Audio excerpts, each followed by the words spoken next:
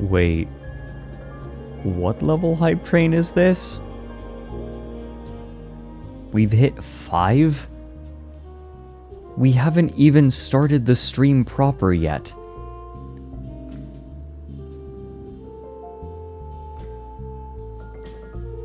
Jesus Christ.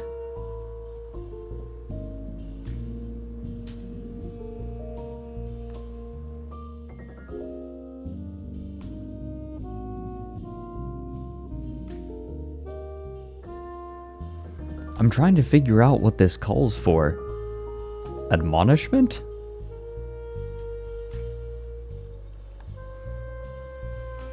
I see you're just excited to talk about people getting blinded. Yeah, who baby? Yeah, this is gonna be a spicy stream.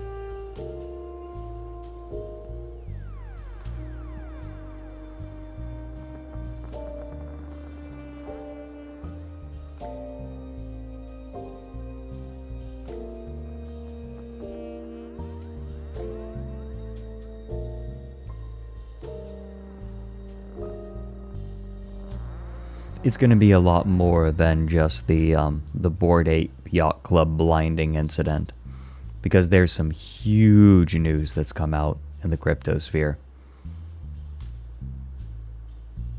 Also, I'm already getting the crypto bots. Like literally the second I posted that tweet, because I said crypto, I got two replies just immediately.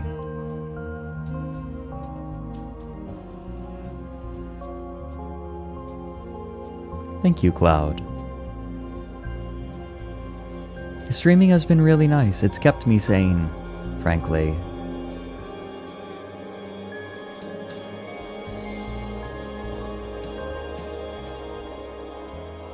It's really nice to have more than one creative outlet.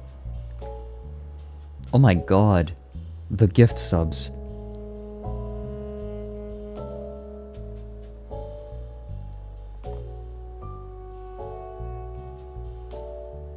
Yeah, Neri, it's true.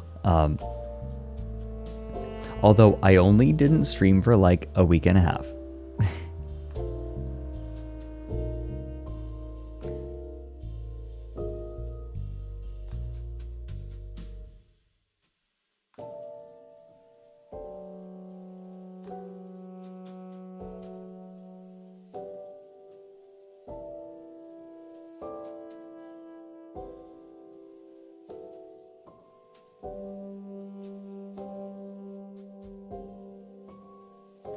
Kodiak Bricks, I have not heard about this. Please DM it to me on Twitter.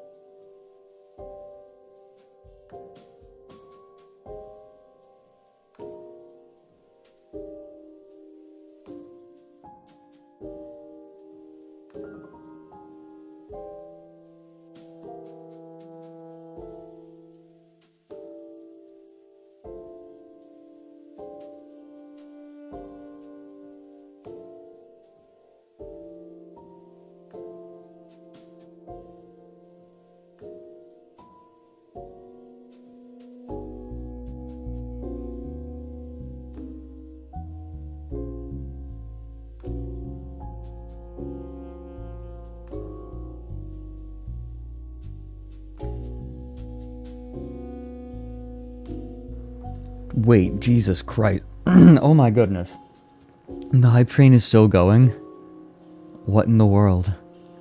We're at level 8, and yes, it is artificially inflated because people have been saving their resub for the stream, but still, goodness gracious. I mean, I see no reason not to get started at this point. I mean, hello everyone. It's good to be back. I have severely missed streaming. Saving your pets. I see how it is. It's good to be back though. Streaming has been such a comfort for me. I definitely needed the time off after the video launched, but I definitely am at the point where I want to be back. Or I'm ready to be back. Because streaming, during the 2 years that I was making that video, streaming was an incredible creative outlet for me. It really did help keep me sane. So thank you, all of you. And if you are newer, I mean, thank you as well for helping get me through the home stretch. I feel like I managed to accrue a really sweet community. Yes, Ryan, gay.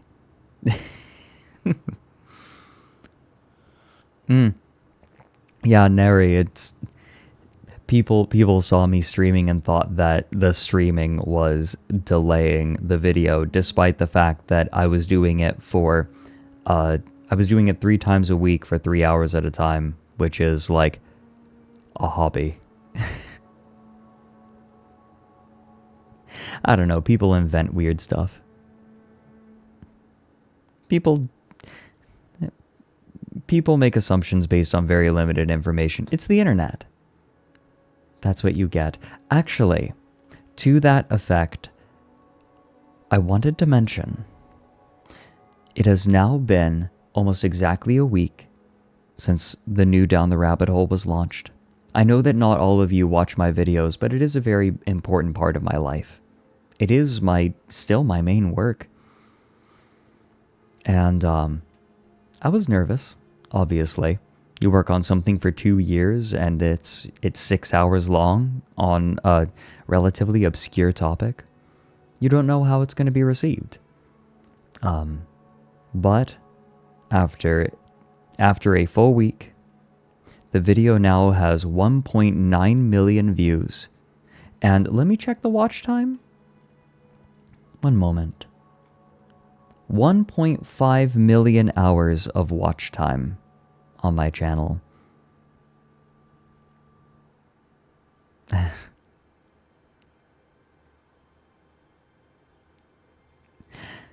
So yes, it has been quite successful. And on top of that, right, like viewer count, and for me it's more than the viewers, because I also really wanted this to be something that captured the game in a way that the players would be happy with. And I have received so much positive feedback from EVE players. An incredible amount. The EVE community has come out in force to let me know that that it was an accurate summation of the game.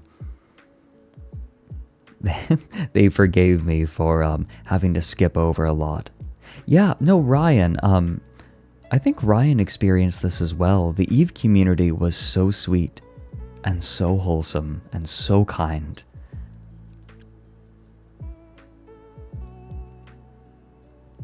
I can't believe it. I could not have hoped for this reception. I could have handled low viewership. I don't know what I would have done if the EVE community was angry about it, right? Because the EVE community has been burned over and over again by terrible article after terrible article that does not portray the game well or accurately. And I didn't want to be another one of those. I desperately didn't want to. And so this reception is more than I could have hoped for. It was a lot of work to do it this way, but it was worth it. Like, it was worth it. Although, there's an interesting comment. I was checking the stats this morning because I wanted to see if we had 2 million, just shy of it. It's fine. It's fine. It's arbitrary. But there was an interesting comment that made me think, and not in a bad way. It was a negative comment, but it was interesting to me. They said, "Sorry, but it takes an unbelievable amount of arrogance to assume people are going to watch a 6-hour-long YouTube video about a video game. This is TLDR in video form. I'm sorry you wasted your time making this, but I'm not wasting my time watching it either."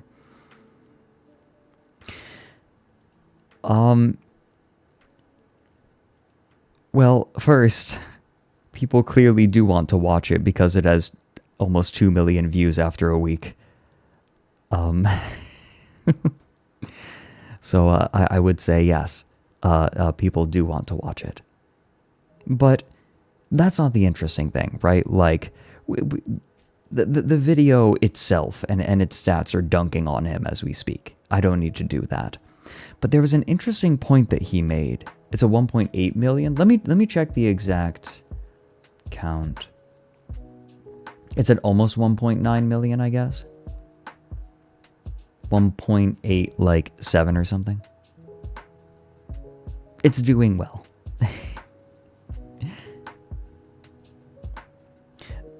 But there's an interesting idea in here. The idea of creative work as arrogance. Because that is an interesting idea, isn't it? Because when you think about it, yeah, I am publishing a video. Oh, it's 1.9 now. Okay, cool. When you think about it, if I publish a 6-hour-long video about EVE Online, there is some part of me that is expecting, if not hoping, for people to watch it. Right? I publish it because I think that people will want to watch it. And I guess that is arrogant. But I think that arrogance is present in every creative work released. You think I'm going to waste 5 minutes of my time listening to your music? How arrogant of you. You think I am going to spend time looking at this art you drew? How arrogant. You think that you can make me spend my time in the way that you dictate?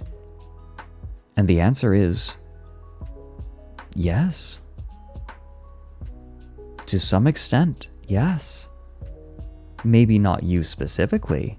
I'm not making this video for you necessarily, but someone wants it. And I believe that enough to publish it publicly. That's the life of a creative professional. Is allowing yourself to be arrogant enough to make a living off of your work.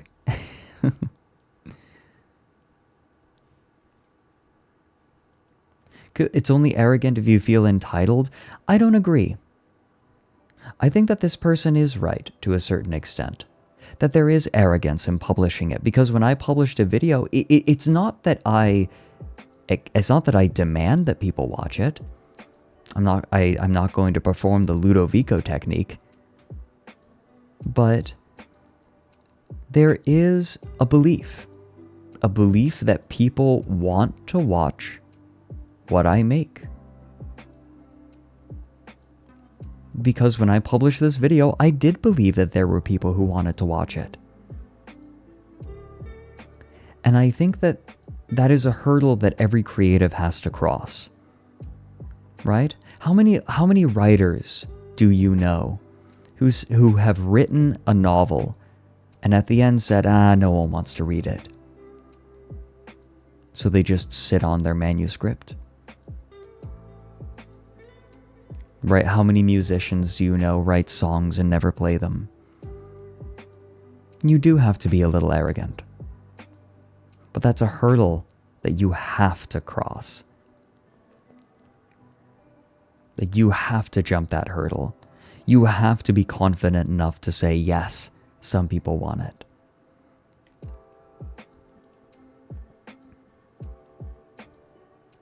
Perhaps there's a difference between confidence and arrogance.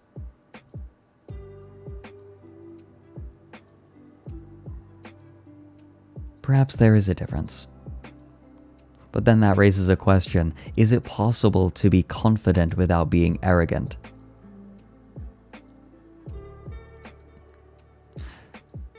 I think that maybe you have to start with arrogance.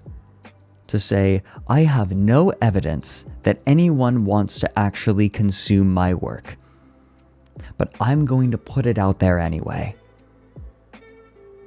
Right? Maybe that first step. Because you you have no evidence that people actually want to watch it or listen. You have no reason to believe that anyone wants what you have, but you have to have the arrogance to put it out there anyway. Maybe.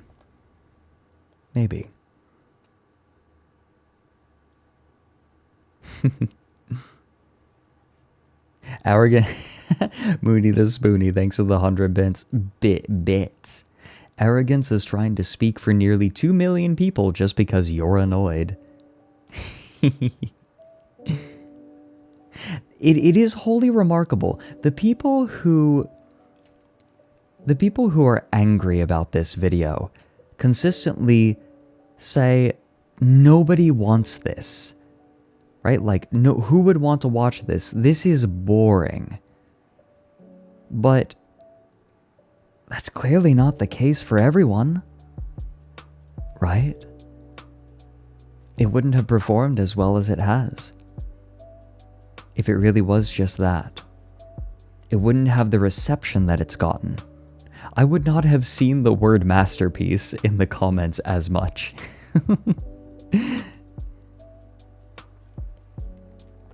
Aw, Mom. My mom is saying, I haven't seen Fred arrogant. I've seen him passionate about his work and art to have a need to share it. Down the rabbit hole and my streams are an excuse to share my hyperfixation. Slush. That's the case of a few people. Don't let it get to you. No, it's the only reason I was sharing it. It didn't get to me. Don't worry. I just thought that there was an interesting idea in there. The concept of creative work as arrogance. Or the release of creative work as arrogance. And I thought that it was worth examining. That's all. Because sometimes negative comments have interesting ideas embedded in them. You need to dig through them sometimes, like rancid silt from the bottom of a lake that you've dredged up and taken to be appraised.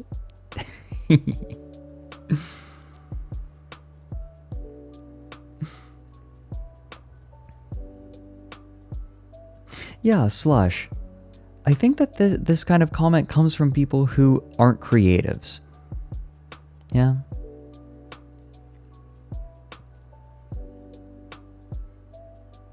Mom pog. My mom appreciates your poggers.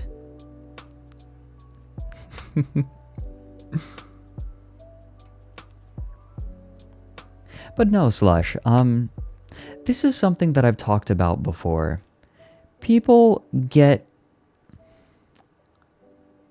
I wonder if it is a symptom of art that is created for the common person. And by the common person, I don't mean... By the common person, I mean art that appeals to everyone. Things that have been focus grouped to hell. To be as optimal as possible. Think Marvel movies. As inoffensive as possible and as appealing as possible.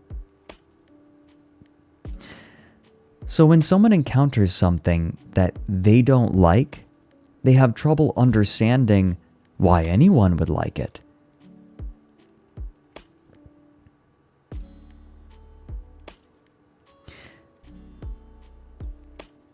And I think it speaks to a lack of imagination. Being unable to imagine someone who would enjoy something just because you don't like it. Because I'm going to level with all of you. I don't make videos for everyone. I don't stream for everyone. I'm not trying to appeal to everyone. Because all of my favorite media is stuff that doesn't appeal to everyone.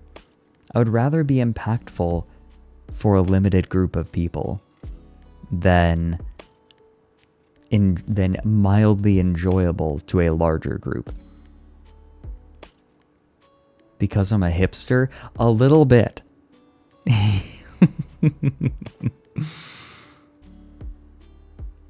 Welcome in, Mental. And welcome in as well, Bargok. Bragok. The letters got mixed. But no, I will say, I don't think that there is any fulfillment to be had in making content that is supposed to appeal to everyone. Because if you're trying to appeal to everyone, that probably means that you don't have very much to say. And that feels dark. A creator with nothing to say. It sounds miserable.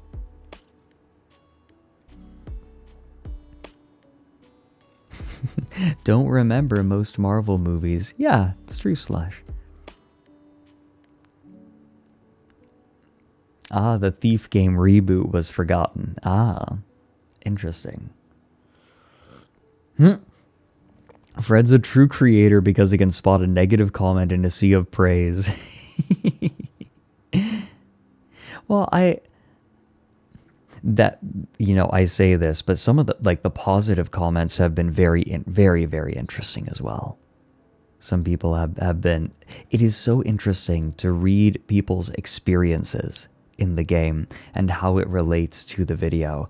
I think some of the most exciting comments that I've gotten are the ones saying, I did this in Eve for however many years, but I didn't know how it fit into the greater whole. And that's cool. That I can teach people about their own game. Please tell us about them. Oh man. Well, sometimes when I was talking with nullsec fleet commanders, I'd be talking about some parts of what they interact with the wormholers, but some about I got to teach them about Uli. A lot of them either had forgotten or didn't know about Uli. Did I talk about the NPCs in null space? They came up briefly because of the establishment of Babylon 5. The beachhead for attacking the Imperium in World War B2.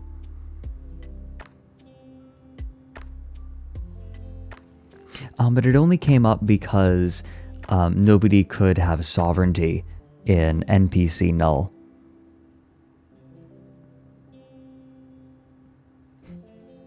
I'm doing okay, Scottish Chi. I'm doing better. I have been relaxing. Boy, I needed a few days. I wanted to come back yesterday, but I just needed one more day. It would have been preemptive to come back yesterday, but I'm feeling a lot better.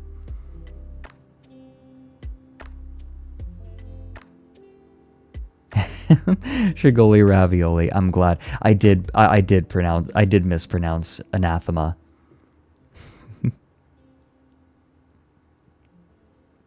Oh, Mystic. Thank you. Welcome in.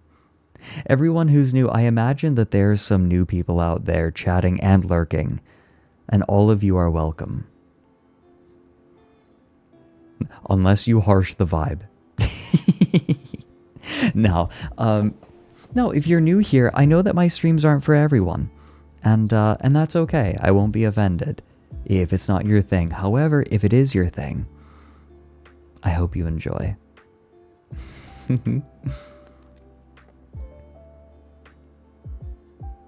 Oh yeah, Stir Bear.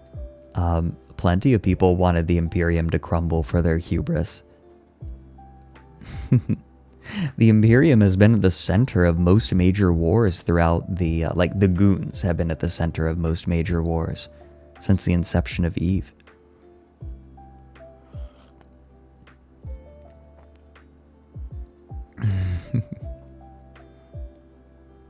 Oh, Shane Sims. Yeah, surprise. I don't advertise my streams a bunch over like on my YouTube side of content, just because I figure it's not most people's thing. And also, I'm very fond of the community that I've built here, and I'd rather people find me naturally. I think it's made for a good community.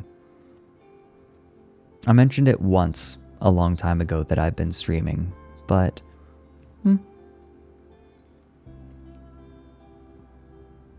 I'm not here to maximize numbers. Numbers are nice. And I will say, by the way, Twitch absolutely helped buoy me while I was making the video, because people were accusing me of fleecing my patrons because the video was taking so long. Most of Patreon goes back into the show. It goes to paying Probe Composer in chat. That's my composer, by the way, Ryan Probert. He made all 6 hours of music for the new video. But no, I don't see the majority. I don't see the majority of that money. That money allows me to hire people for the show. So I was living off of the ad revenue I was getting on YouTube, and which, you know, wasn't a lot in comparison to when I was uploading regularly, and on Twitch. It helped keep me afloat. So I appreciate it.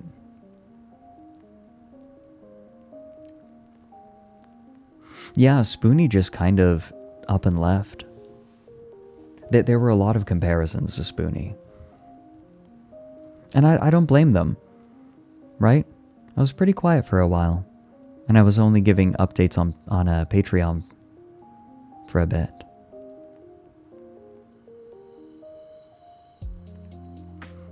Wait, who's saying base to what?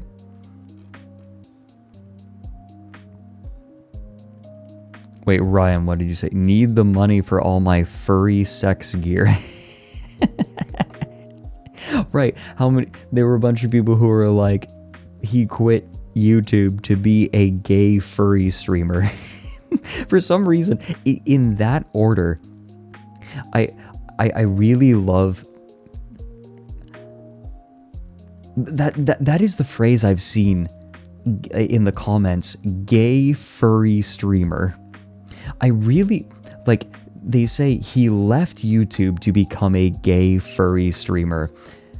I really love the epithet gay there, because it implies that I quit YouTube so that I could be gay.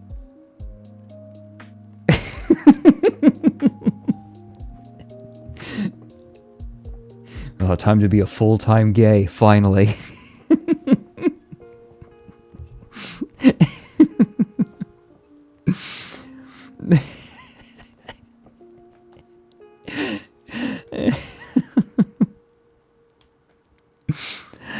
Fucking, I don't know, I couldn't get that out of my head last night. The idea of quitting YouTube to become gay. Why are you gay? Gay.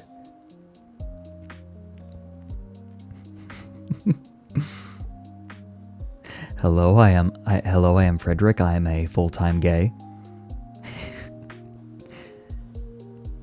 I kiss men and make money.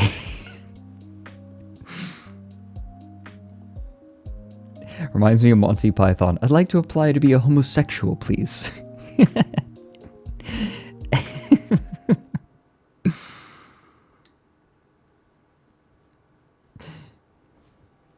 You can do that? I wish. No.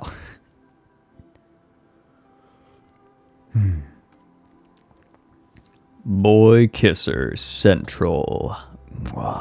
We love kissing boys.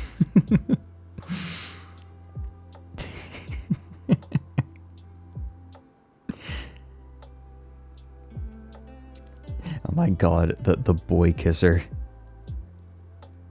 Bless. Would be part-time gay? I don't know. Yeah, bi maybe. No, Scottish Chi. My video did stir up Eve players. I think did we talk about this on stream? You guys have got to see this. Okay, so I was made privy to some internal information by CCP, right? Like, I asked them, hey guys, do you think you could, like, keep me updated on, like, how signups are going? Because I wasn't sponsored, but I do want the game to do well, right? Like, I want people who would be interested in Eve to find Eve, because I think it's a beautiful thing. And they shared some internal documentation with me, which I can't share on stream, but they did say that I could share a little bit of information. Jesus Christ, philanthropist. Oh my god, 150? Are you sure? Okay, I do this every time. I know you're sure, but thank you. Oh my goodness. No, thank you. Holy cow. The rough equivalent of 25 subs, yeah? Yeah, but full value. I was gonna say, like, I get a much better cut of that one. I mean, like, Twitch takes half of everything, except unless we get into the Partner Plus program. There I need individual subs for that. Then it'll be a 70-30 split. But no, thank you. Yeah, if you want to support. It's holiday season rolling in. Time for the direct method. Well, thank you. You know, hold on. Let me pull up Stream Elements.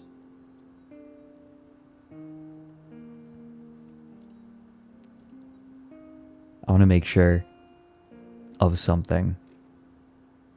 Okay. I'm going to make sure you didn't add a message onto it. Another reason I'm shifting off gift subs for a bit. Don't want to hurt Partner Plus options. Yeah. That's legit. Only recently learned your gift subs are causing trouble with that. Yeah, philanthropist. Yeah, it, ironically, gift subs kind of get in the way of Partner Plus. Because you need 350 paid recurring subs. Gift subs don't count. Prime subs don't count.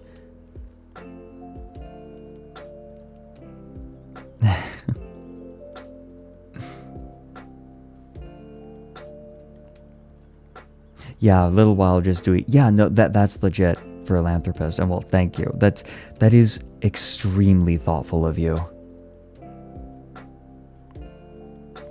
No, that's extremely thoughtful of you. Well, once we hit Partner Plus, I'll be in for a year. And we won't have to worry about that. I think my understanding, the reason that Prime subs don't count is because that's an Amazon thing. And Amazon is really trying to keep Twitch separate.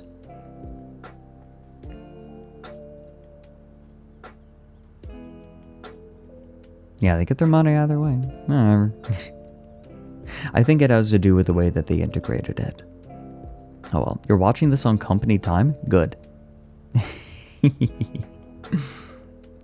No, and speaking of, I want to thank everyone who's supporting. Like, there's going to be a lot, so bear with me. Snack Bros, thanks. Or you know what? I'm going to scroll all the way to the beginning so that I don't miss anything. Okay. Sminet, thank you for the 2 months. Dave for the 13. Blind Archer for the 17. Freddy Kitters for the 3.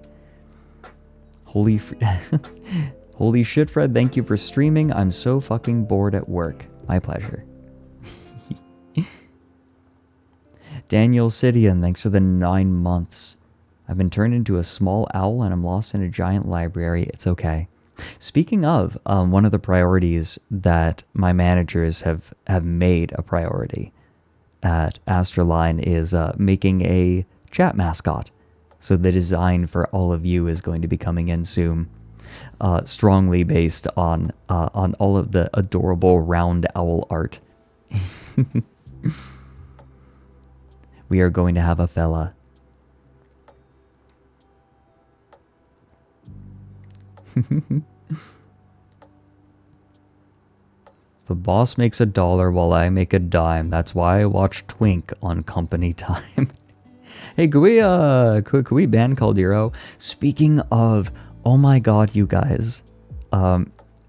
My scarf from Caldero, I mentioned this last stream, but my scarf came in and it is so wonderful. For those who don't know, Caldero was crocheting a scarf for me and sharing the progress. Like, while watching stream, he would crochet the scarf and share a photo of progress at the end of every stream.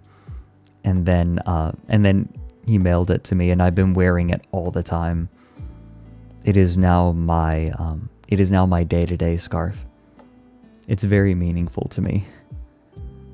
It is my prized possession.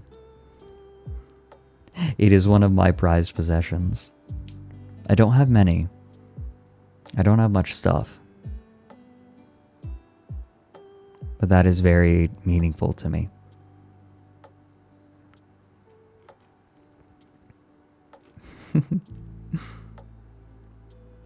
And it is 100% goat wool. Yeah, I like the idea that he was just like grabbing wool off of himself and knitting it into a scarf. You guys, my mom is using emotes. I support by making food. T-owl dance. My mom's getting the hang of Twitch.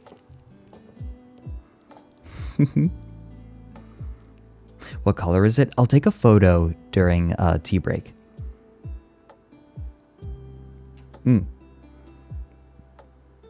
She is learning to She's learning to Twitch. I'm proud of you, Mom.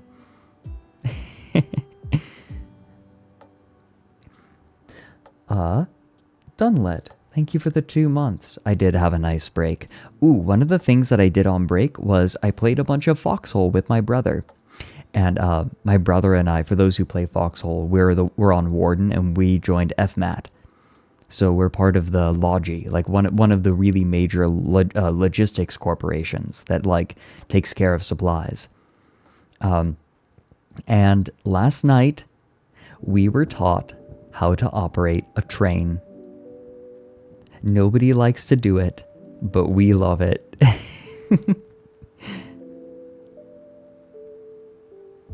And I am very excited. We're running scrap. Yes, okay, Sparkles McChonk, about that war on that island.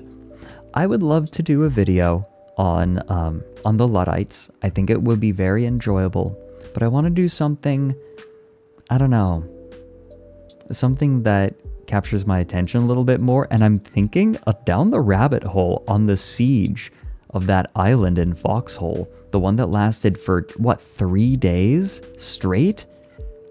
Might make a good down the rabbit hole video, like a play-by-play, war, like with maps, like a war documentary.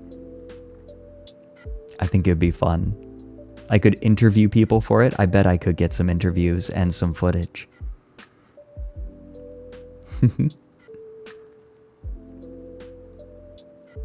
I think it'd be fun.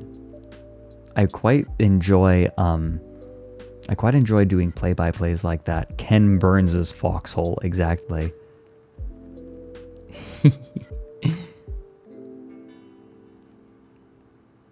Is Foxhole fun and worth playing? 100%. I love Foxhole. You want to join that game as a war reporter? There's space for it. You could do it. Marco Japedas, thank you for the 25 months.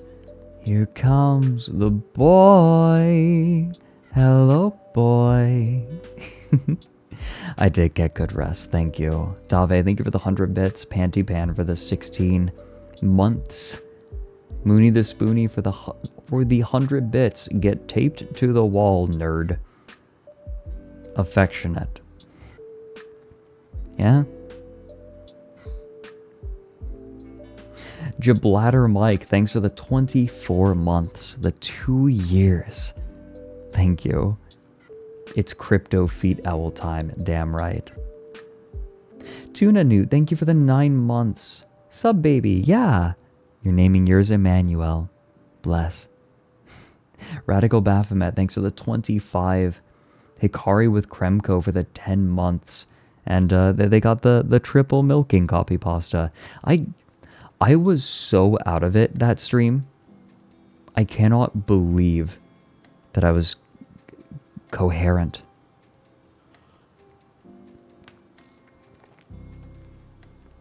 Shushu Silent Owl, thanks for gifting out a sub. Artesia Hecate with the 15 months. It's always a joy to watch my Oshi. I'm an Oshi? Excuse me? I didn't know what that was 6 months ago.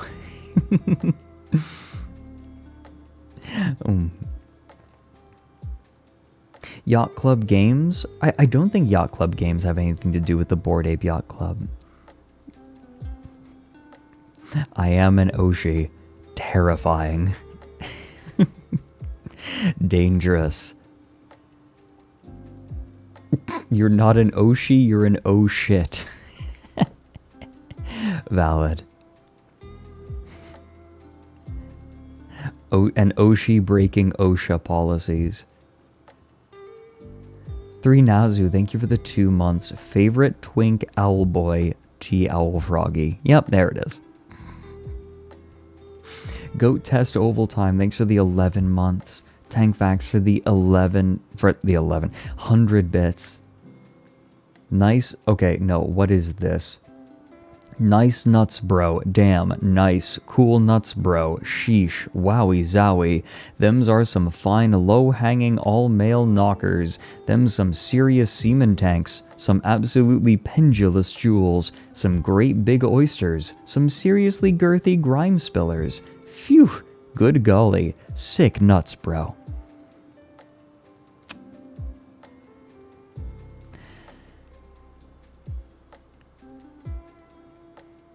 Yeah, alright. Clever Corgi, thanks for the 100 bits. Tinker Taylor for the fresh Prime sub. Emi Kasama with the 21 months. Von Morio for gifting out 5 subs, thank you. Welcome into Orange Flower Blossoms. Axum Red, thanks for the 100 bits. Clever Corgi for the 100 bits. Grizzly Boar for the 20 months. Shut up and take it. Do you think for a second that you can make me shut up? You think? Really?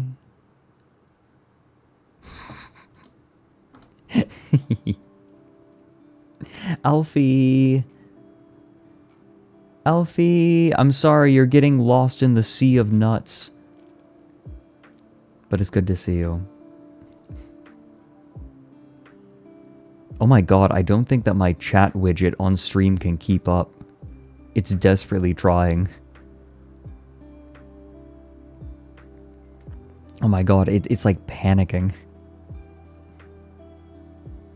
Villain, thanks for the fresh tier 1. Thanks for helping me get to Partner Plus. Heartburn Pinkderg for the 23 months. When do I get child support for all these stream babies? Never. You're on your own, bitch. I'll die before I pay child support. My ex-wife's all sue me. And with half my kids in jail. Oh my god, that song. Alfie, you are a creature. Creature. Hi Fred, it's me, your only nut. For months I've created the illusion that you have 2 of them. Bless you. Oh, Alfie, I miss you too. I'm looking forward to hanging out this week.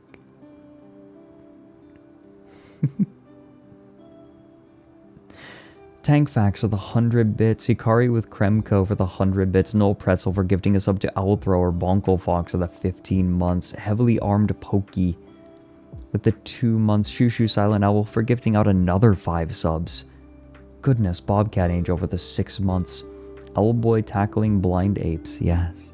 Tank Facts for the 100 bits. Aiden Copycat for the 3 months. 3 months of possessing the most important emote on this platform, yes. For those who don't know, could we please share the most important emote on this channel? Like, could we inform everyone real quick? There it is.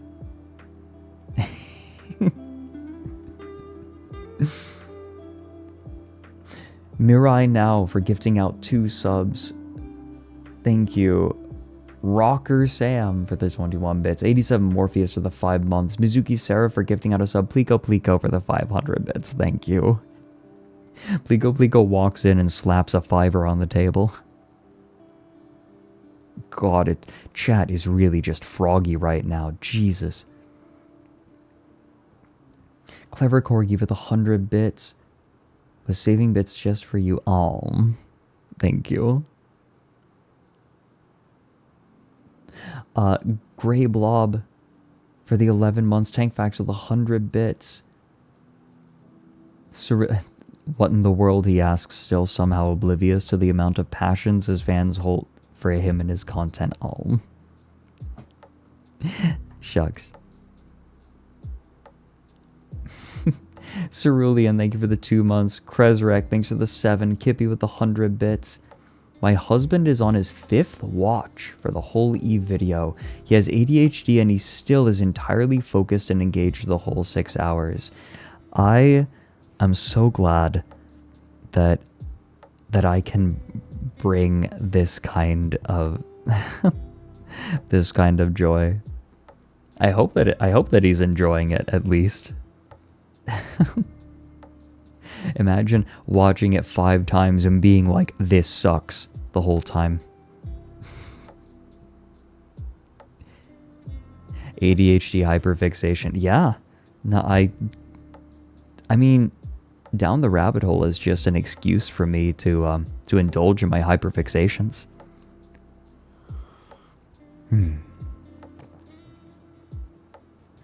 Missing fee for the 100 bits.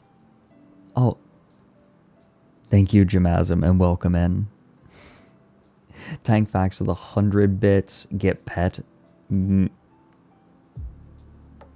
Sweet Matty G for the 100 bits. Here's more money than the bored apes will have. Yeah, especially after those medical bills. Jesus Christ. But by the way, if you are here to hear me like dunk on ape holders and be like, haha, they blinded themselves, I'm not. You might be disappointed because I actually think that this is really tragic. And speaks more, like, it is funny, objectively speaking, but it is also depressing, and I'm gonna go into why.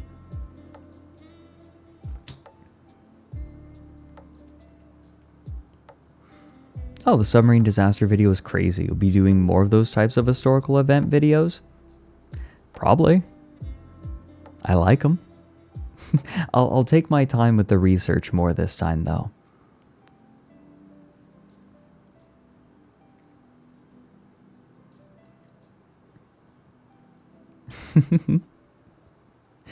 Welcome in, Nanami. Sweetheart. Vale Snow, welcome in. Mike and Rev said a similar thing. At a certain point, it sucks blaming the rug pulled instead of the rug pullers. Yeah. Yep. Absolutely. Oh, Cedrus Corvid. I ADHD'd that, didn't I? Yeah, the company shared some internal stats with me, and I can't show the graph. I can't show the stuff they showed me, but new signups are up significantly after the video. And the graphs that we do have for daily players, it has gone up from 180,000 approximately to 280,000 since the video launched. So it has had a pretty significant impact. This is not concurrent players, this is daily logins. And this isn't players either, it's characters. So what it sounds like is a lot of people are returning to EVE with the publishing of the video, which is cool. The economy changed by one twink with a hyperfixation. Yeah. It happens more than you think. Not me specifically, necessarily. Is the title a Rubber Bandits reference? No. Weirdly enough. Bootcut jeans, salmon shirt, I have a skin routine and my elbows hurt.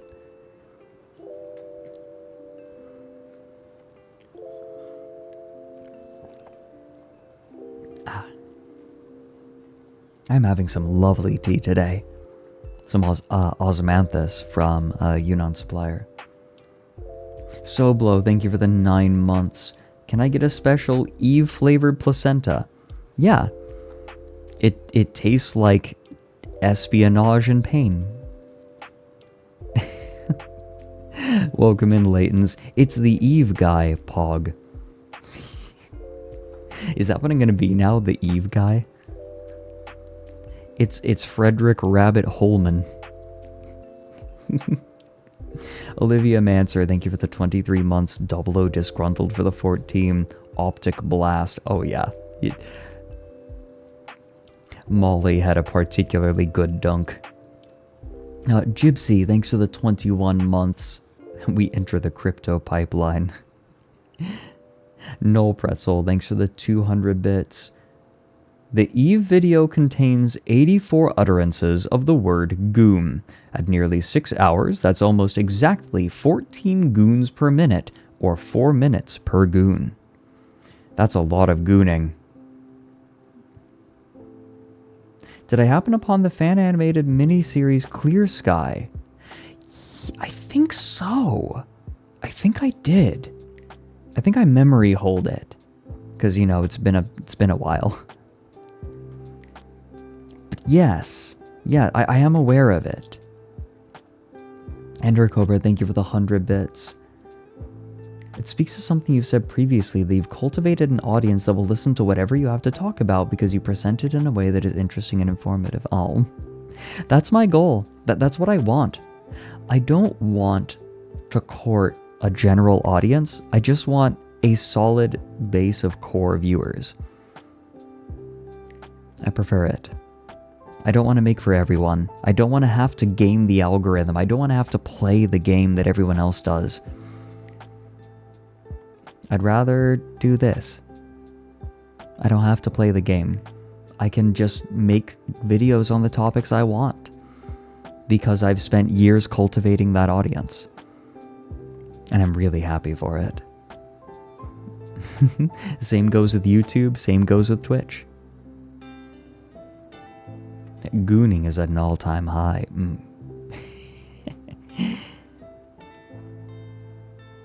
Modern storytelling, literally a bard. Look.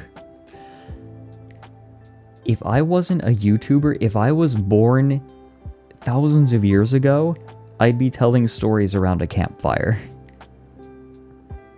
And playing music to it, to punctuate it. My mom can confirm storytelling has been in my blood ever since I was born.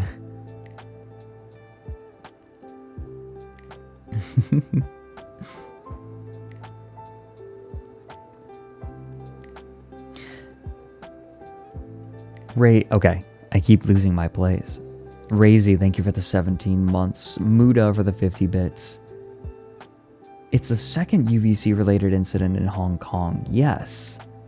Yeah, we'll get to that. Slush! Slush! I've missed you. Thank you for the 8 months. Mooney the Spoonie for the 100 bits. Sausage Coffee for the 3 months. Lunar Dragon with the 13. Side Shot for the 5. It took you a week, but the Eve video is everything you were hoping for. I'm glad. Bizandarius for the 20 months. Aqua Monster with the 15. How's it going? Pretty good, actually. The release has been stressful, but I'm finally starting to relax. Mystic the Mankati, thanks for the fresh sub, and thanks for helping me get to Partner Plus. Super Snack Bros with the 100 bits. I am become gay, destroyer of boy booty. Von Ragnar, thanks for the 18 months. Cobalt Racer with the 3. Powder Bones Amy for subscribing. Right? I think that's correct. Thanks for the 3 months in advance. Okay, we have an advance sub. We have to get canceled so that they're stuck with a sub for 3 months. Blind Archer, thanks for the 100 bits. We can make you shut up. The mute button is right there. Yeah, fair. Philanthropist throwing 100 bits in. On top of the $150 that they gave on Stream Elements. Thank you. Thank you so much. Totoro Hero, thanks for the 100 bits. You've been giving leftover bits to the ASTRALINE folks. Thank you for the kind words about the video. I am excited to provide horrors beyond comprehension. Hell Whiskers, thanks for gifting a sub to Cum Chalice. If this is a covert way of trying to get me to make a video on Yandere Dev, I'm not doing it until everything is resolved. We're waiting. It may be a while yet, but we're waiting. Lumpy Touch, thank you for the 13 months. Legacy Media for the 15. And Linder for the fresh sub. Thank you as well. So in 30 years, yeah. I'm waiting until his hairline recedes about this far. No. I'm sorry, that was rude.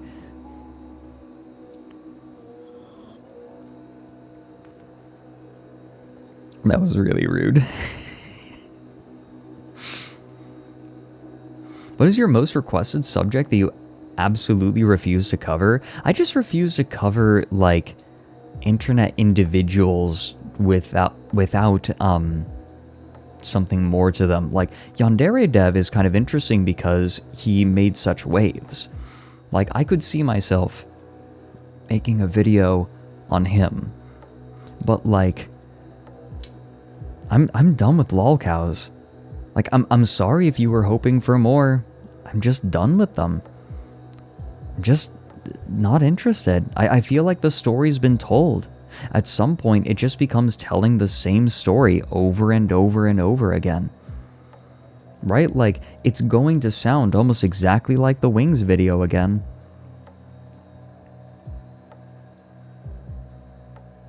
Like, one... I don't want to cultivate an audience that is just there for lolcows, but on top of that, I'm just not interested anymore. I covered it. I talked about it. Like, I'm done. I'm ready. Like, it's time to move on. I will never do an Onision video. That man is just, like, the video... I remember I made a tweet about this a while ago because people kept asking... And I said, an Onision video would be insanely boring because it's just an awful man doing terrible things over and over again. That's it. That's it. There's no story. There are other videos anyway. No Chris Chan update video I've left that behind me. And I mean, if the new video is any indication, I'm moving in the right direction.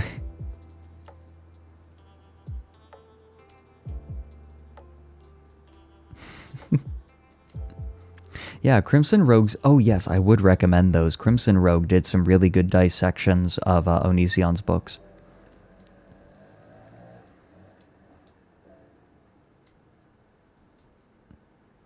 Yeah, Cecil McFly did some good videos on Onision. Would recommend those. I've chatted with her. She's really chill. Yeah, Onision wrote books.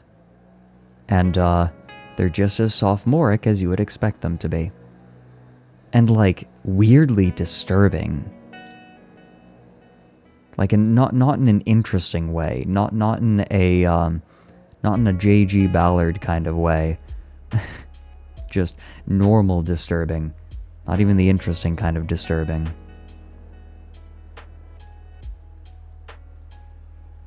Am I streaming under it? No, it's just people are being noisy outside. Sorry.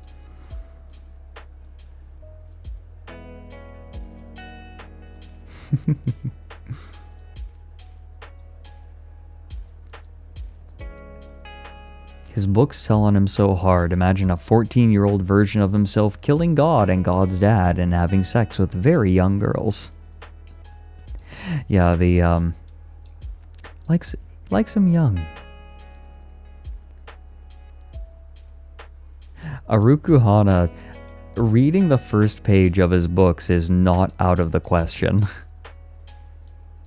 Maybe not right now. I'm not ready for that kind of psychic damage. I feel like I need to brace myself for something like that.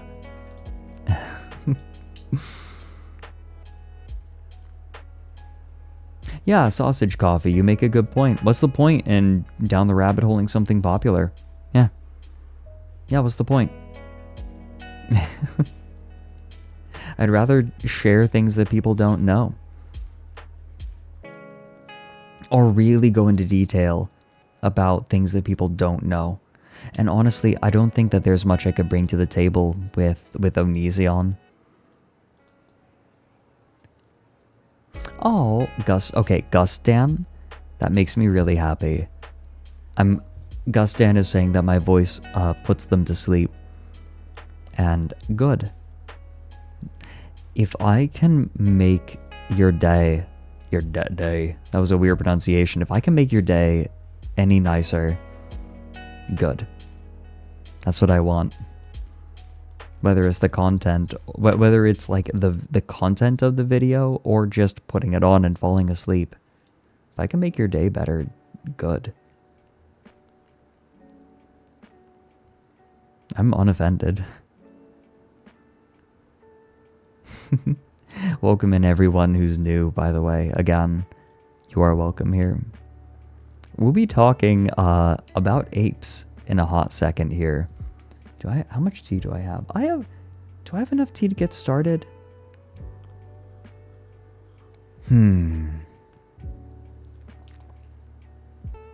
Or do we take a quick tea break? You know what? I'm only going to be about a minute and a half.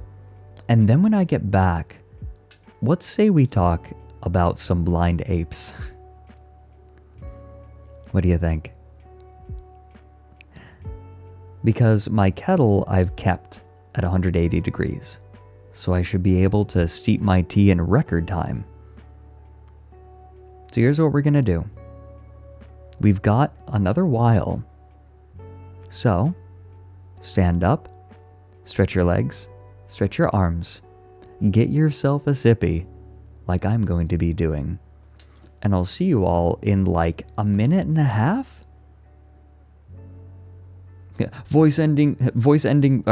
Stream ending voice. Stream ending voice. Click away, click away, click away. Who's ready for apes? I am, but I'm also ready for tea.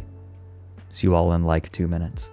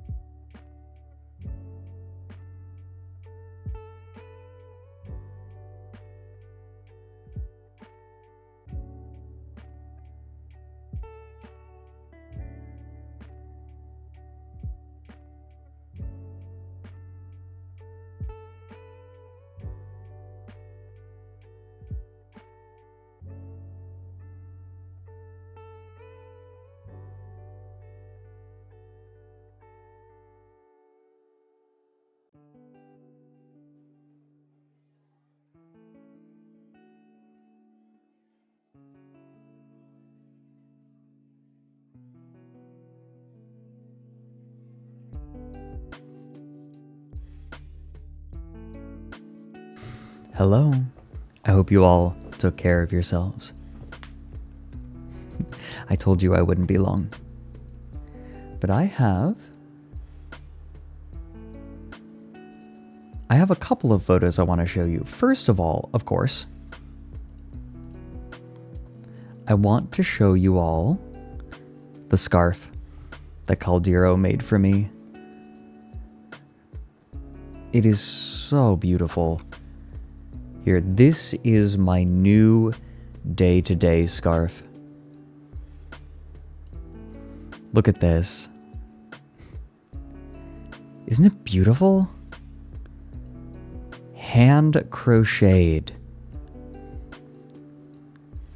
I wear this every day now.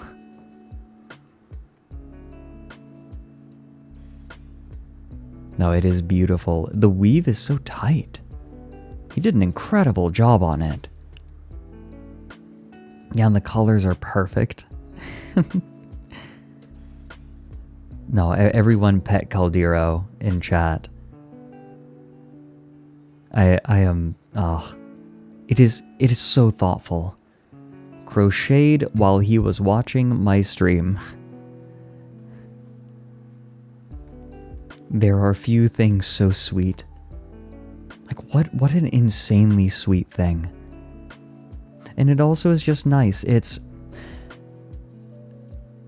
as a creator who doesn't get to see physically the people that he's making for, it's very easy to forget the number of people whose lives I impact.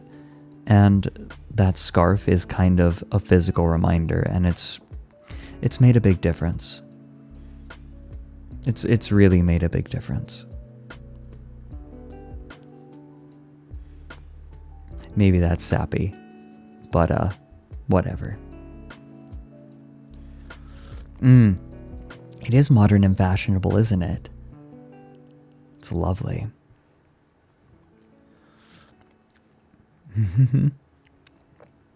The parasocial scarf. You know, there was another image that I wanted to share with all of you. I thought you all would be interested in something we've talked about is like my age demographic that I appeal to. I feel like a lot of people, when they are creating for YouTube, they are playing the YouTube meta, which is to appeal to children. Do you guys want to check out my age demographics?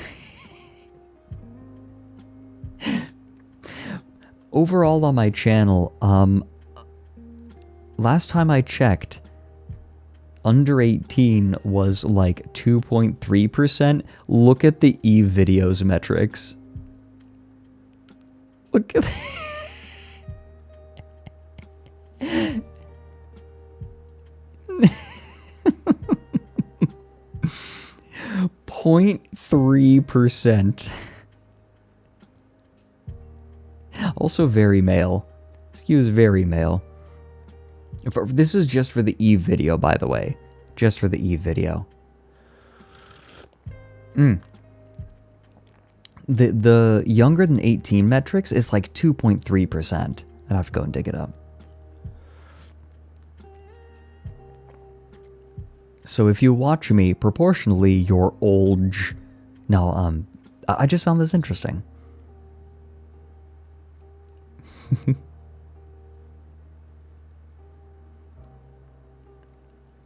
It contributed to the 8.2%. Hey.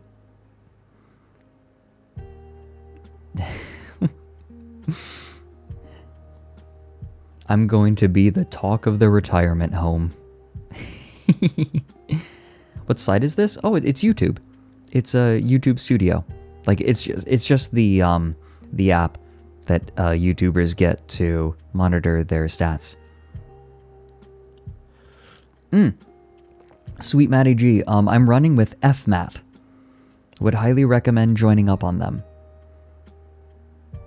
If you're getting into Foxhole and you want to play, if you want to play with me, and with the group that I'm running with, FMAT.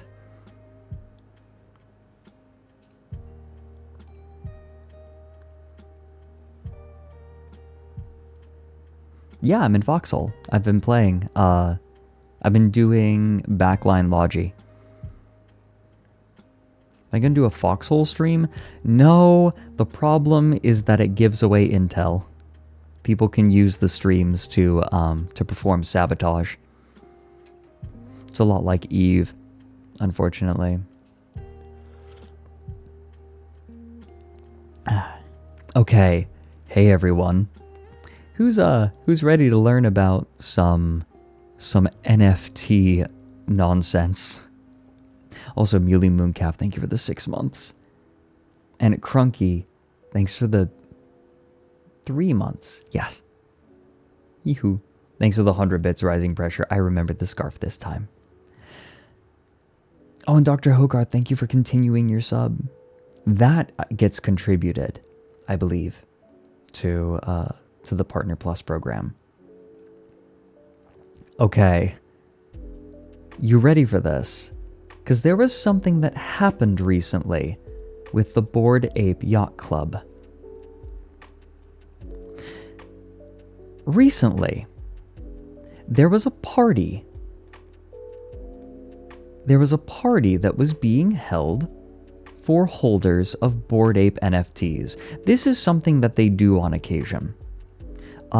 Bored Ape Yacht Club will throw parties to try to keep the hype up for all of their holders, their bag holders, if you will. Now, there was an the party went okay, right? You know, it's a bunch of awkward people hanging out.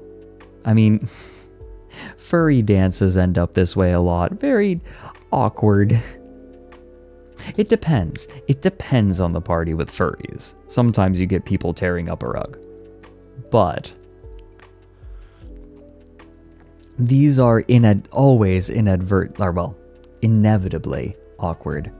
But after the most recent Bored Ape Yacht Club party, something happened.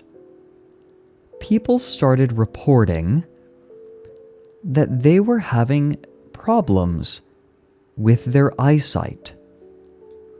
So this person said 3 a.m. woke up, eyes burning, I could barely open them. Getting a few pings on eye issues from ape friends that were up close with us front stage at Ape Fest in Hong Kong.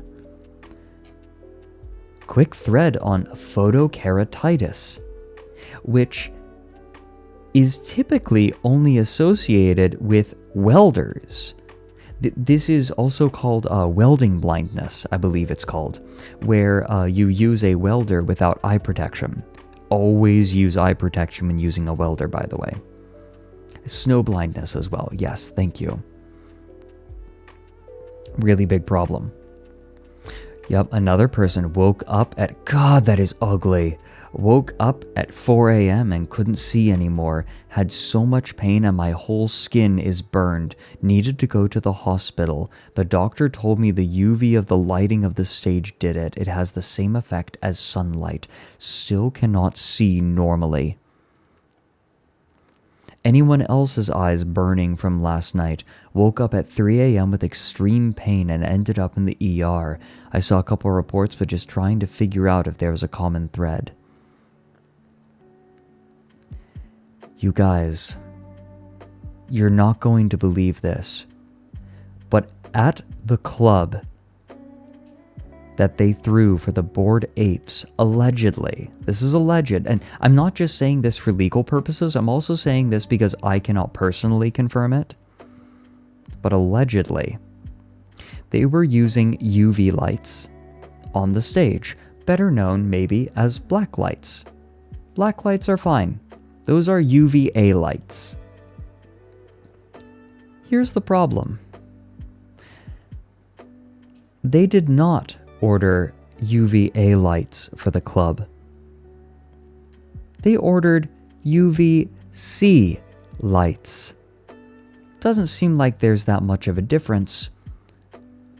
But the problem is that UVC lights are used for disinfecting equipment, medical equipment. I should know, actually, my mom was an esthetician, and She has one of these.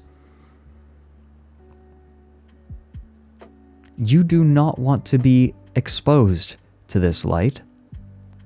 Not for too long, anyway.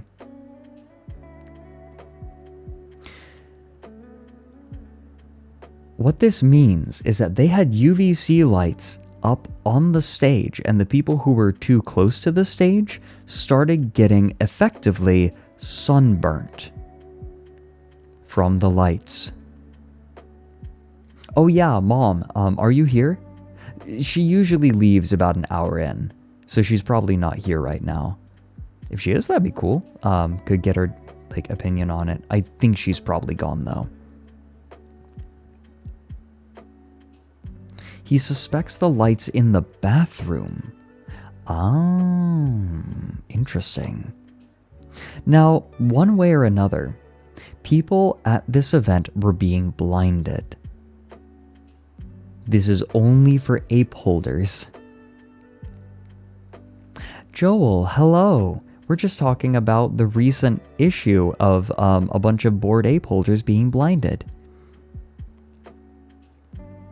And you know,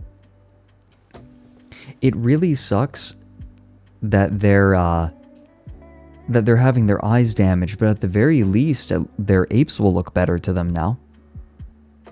I'm sorry, this is so rude.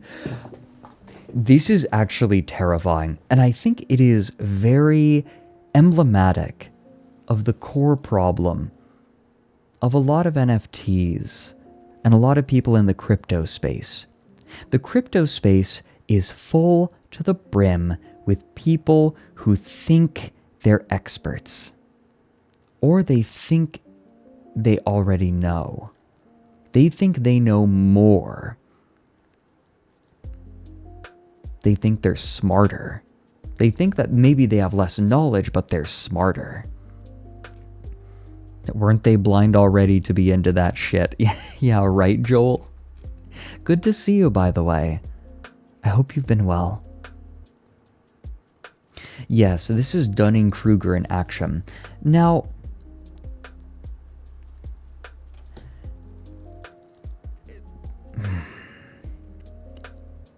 if you're asking for my opinion, this is objectively funny. But it only takes a little bit of extra thought to just feel awful for these people. Because these people trusted the event organizers. They trusted the event organizers, and they were betrayed. They were betrayed by the event organizers' incompetence. To me, this has a similar feeling as when the suspended bridge at the mall collapsed and crushed people, pancaked them. Right? Like, is it the people's fault at the party for being on those bridges? No. They just reasonably assumed that the bridges were going to be structurally stable. In the same way, you go to a party, you don't expect that you're going to be blinded and that you're going to be sunburned by the lights they decided to use, because it is not unreasonable to expect a baseline level of competence from someone. You all do it all the time when you drive or you ride in a car. You assume basic competence from other people on the road. I do not see this as any different.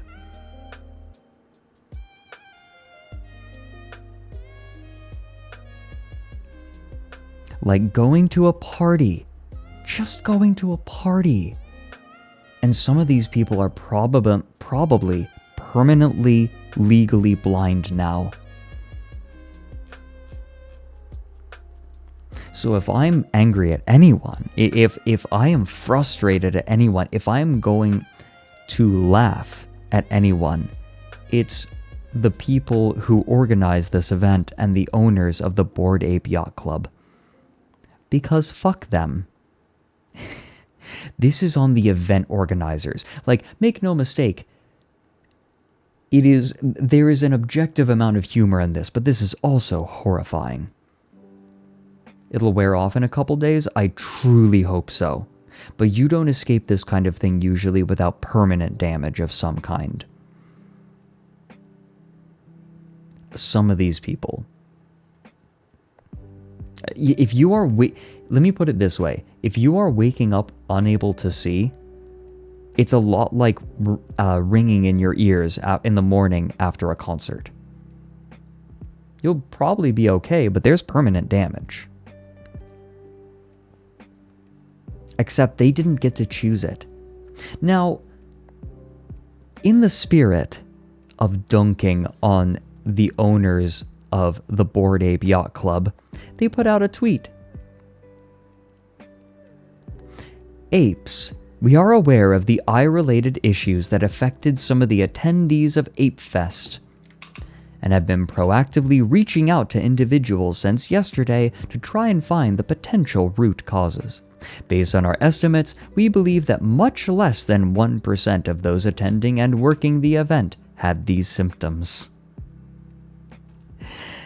In the same breath that they state the problem, they start minimizing. No. I only permanently damaged the eyesight of 1%, of less than 1% of the people who attended. Yeah, I got into a bar fight, but I only hurt less than 1% of your patrons that night, you guys.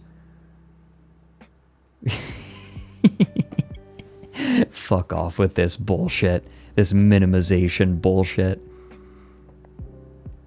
Yeah, what is an acceptable number of people to give eye damage? Yeah.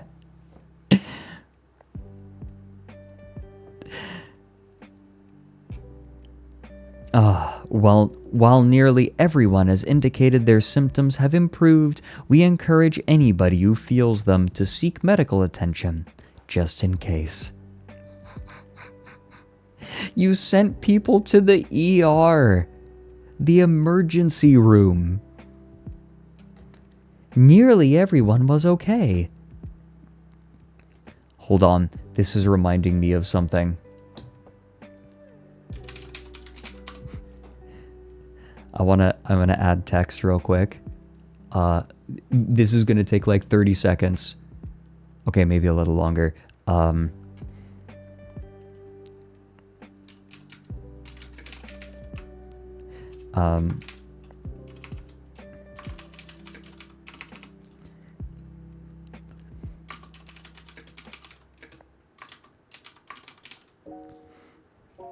Okay, there we go.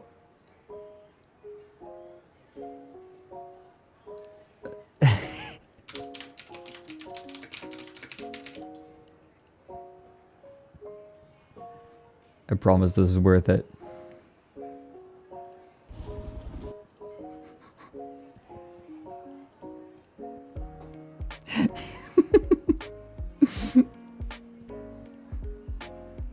Hold on. Okay, this is good.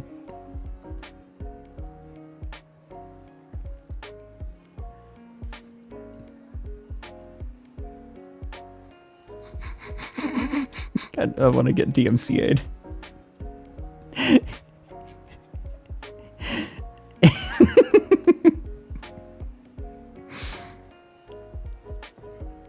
No, only a few people were hurt at Ape Fest. Just a few people were hurt. It's fine. It's fine.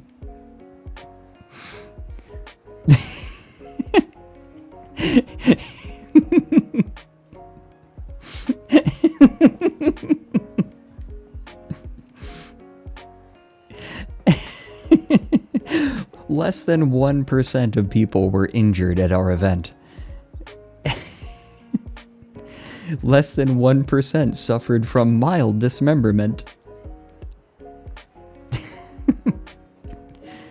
Do you folks like coffee? And I mean, real coffee from the hills of Colombia.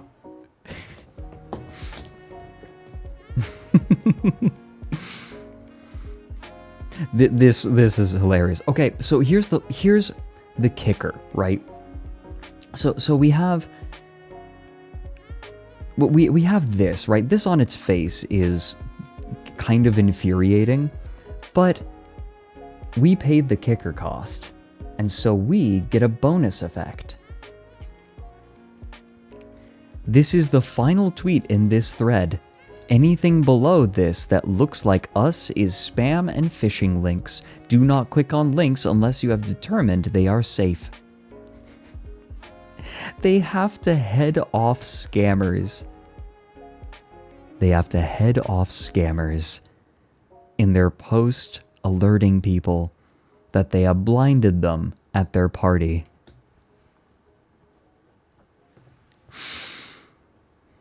Oh, Christ. I love this so much.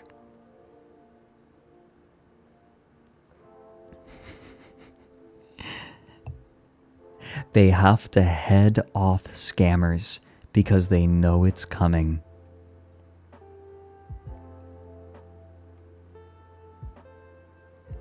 Now, let me see. Let's go to... Yeah, here we go.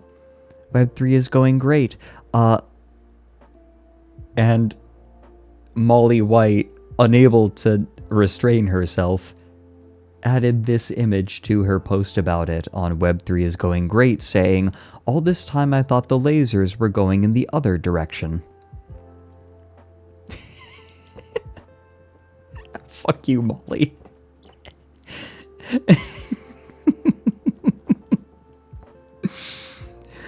Oh, Christ. The worst. Yeah, Ryan sent me this too. This is so evil. Very insensitive. Also very funny. Which burn is worse? Yeah, exactly. Which burn is worse? The one on their eyes or this? Oh, this is terrible. I'm pretty sure I'm going to hell for laughing at this.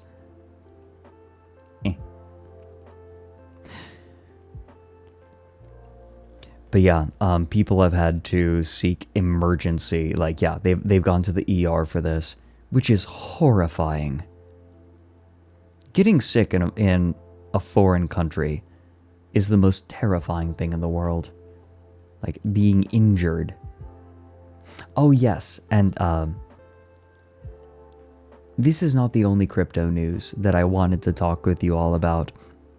You all remember Sam Bankman-Fried, the owner of FTX, and host to one of the largest scams that has ever happened in the history of America. History of the world, frankly. Sam Bankman-Fried has been convicted. And I've been learning a little bit about this as well. So you all remember, you might not know this, but he was part of, allegedly, part of a giant, like, hyper-libertarian polyamorous relationship. Like, polyamorous commune with, like, 10 people. And, one of the people involved, and like the person in charge of Alameda Research, who was the other part of the FTX scam, the other major, the head of the other major part of this. Let me start at the beginning. You have FTX, which is a crypto exchange, and then you have Alameda Research, which is a crypto investing firm. Sam Bankman-Fried was in charge of FTX. But Caroline Ellison, I believe was her name, was in charge of Alameda Research. So, in essence, what would happen is FTX would collect the money, and then they would siphon the money to Alameda Research, where they would gamble it all on crypto. Crypto, quote-unquote, investments. Caroline is a rather interesting figure in that someone discovered her old Tumblr blog where she talked about the optimal relationship being what she called Imperial Chinese Harem, somehow. Also a huge eugenicist. Her idea was that in a polyamorous relationship, everyone, like, there should be rankings. Like it's a fucking, like, herd of gorillas. I don't know what a group of gorillas is called. And there's a pecking order, and everyone should know where they are on that pecking order. Very peculiar. Now, what's really interesting and what's kind of fun, during the trial, she sang like a canary. Oh, she sang. She gave so many details, sometimes giving details that they didn't even ask for. Like the time when they were trying to bribe Chinese officials and they got prostitutes in on it, right? Prostitutes were a part, like they hired prostitutes as a part of this scheme to bribe Chinese officials. When I say she sang, she sang.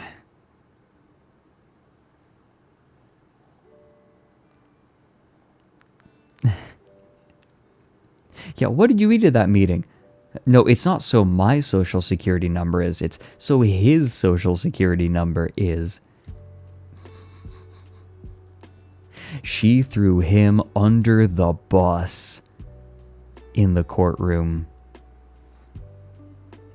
Yeah, the courtroom sketch of her is amazing.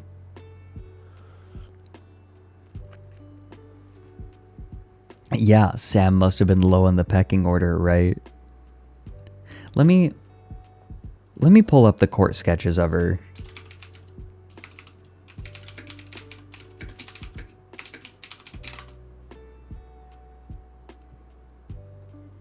Yeah, these are not flattering. Why did they draw her like this? They drew her like she's in a children's book. What the shit? I feel like this is more on the court-appointed, like, artist than...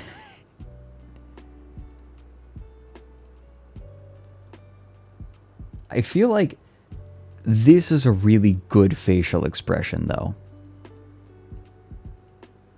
This right here, I think, sums up how everyone involved in the FTX scam is, like, feeling right about now.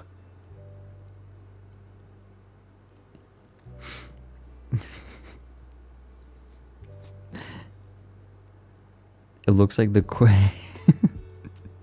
Make an NFT of this sketch. Good plan. It's true, prostitutes are just a matter of course in big business, which is kind of depressing. Oh man, speaking of... Okay, I don't want to get too sidetracked. Remind me to circle around to the new Boogie documentary that was put out by the person who, like, lived with him, like, what was filming him for 9 months. That was a really good documentary, by the way. Oh, thanks for the 100 bits, Mooney. Is this the literal exact same expression as the bored apes?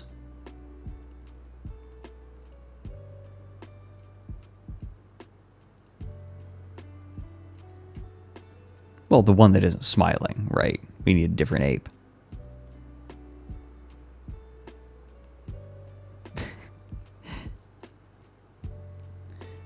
Now, something that I think a lot of people don't know about Sam Bankman-Fried is that he is the quintessential effective altruist. Now, if you haven't heard of effective altruism, I wouldn't blame you, because it is fucking wild. Effective altruism is a sort of... It's an extension of... What is it? ethical theory that if you are trying to create the most amount of like net good, so if someone gets hurt but someone else benefits more than the person who got hurt, then it was a morally correct action, and in fact a moral imperative. It sounds like a thought experiment by bored rich people. Correct. It is very popular in Silicon Valley right now. The whole idea around effective altruism is that you, as a rich person, your goal should be to make as much money as you can and step on as many toes as you need to in order to raise money so you can eventually use all that money to do good. Things that are overall good, but also remember that like the suffering of some people is worth it if more good comes, if there's more good than suffering, net. How you measure it, I don't fucking know. It is an ethical philosophy for people who don't want to bother reading philosophy. It is fucking insane and does not hold up to even the barest bit of scrutiny. But yeah, filet me. It is interesting how they never seem to get to the doing good part. wait, Mike actually added the Mike noted. I'm so glad. I'm so glad that got added as a like subscriber emote. It's so good.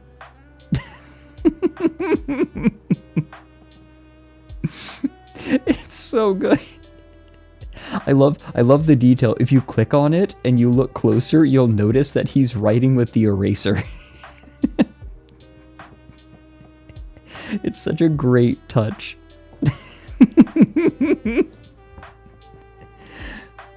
God, I love it. Yeah, and the book is upside down.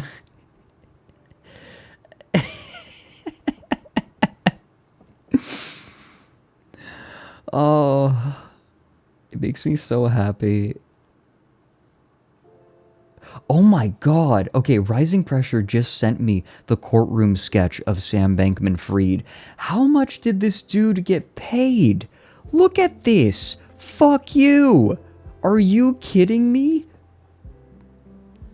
No, fuck off. Sam Bankman-Fried. It's like he slid a 20 under the table and was like, make me look like Giga Chad. It's literally a Chad edit. There is no way. There is no way. Are you kidding me?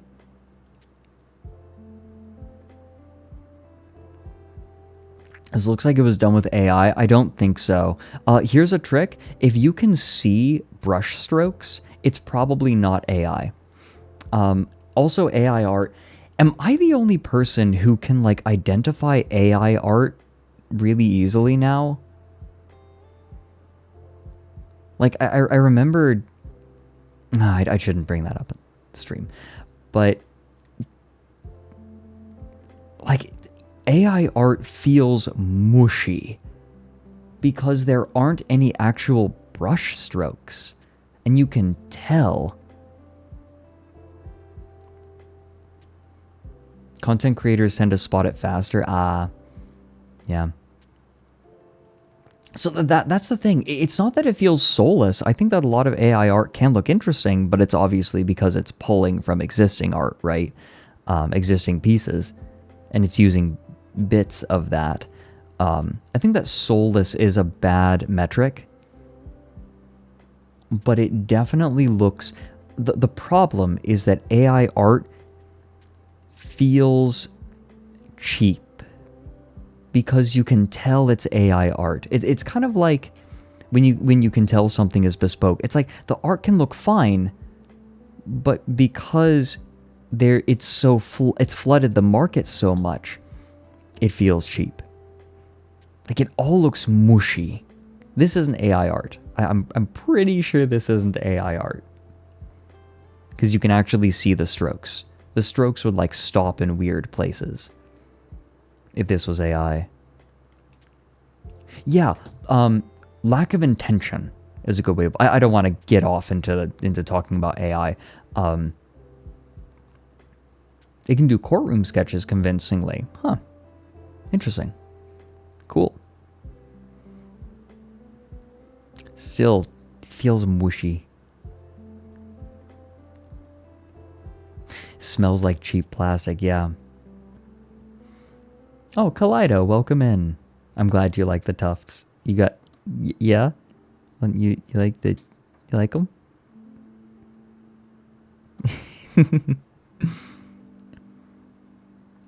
Might be photo manip? Maybe. That would be funny. If this is real, it would be hilarious. Because that is not what Sam Bankman-Fried looks like.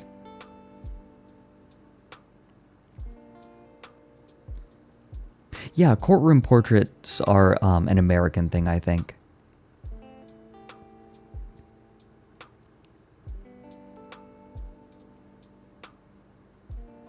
It's not real. Damn it.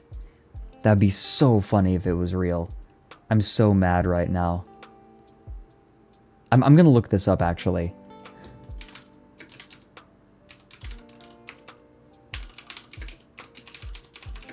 I'm looking this up right now.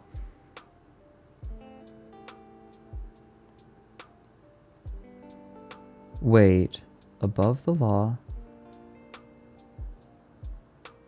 No, apparently this is real. Though it's not the only courtroom sketch, of course. This one also doesn't look like him. What the shit? What? He looks like Rowan Atkinson in this sketch.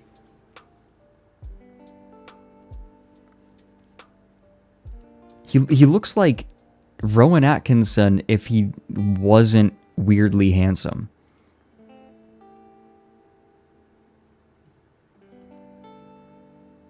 Right, yeah, it's like if Rowan Atkinson found the One Ring. Exactly. And like hid in a cave for decades.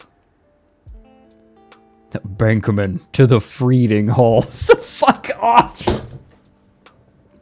Holy shit. Can we pin that? What a legendary... oh my god, what a legendary chat. Oh my Christ. Bankman to the Freeding Halls. Jesus Christ. Yeah, comment of the night. Holy cow.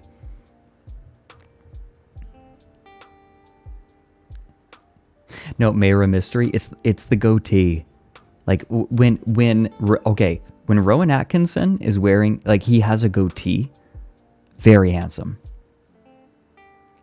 Some people just have faces that complement facial hair really, or like facial hair complements them really well, right? Yeah, Sam Bankman-Fried, Sam Bankman in prison. We do courtroom sketches in the UK, but the artist has to do the drawing outside the courtroom from memory. Oh, how odd. Huh. Courtroom traditions are so fascinating to me.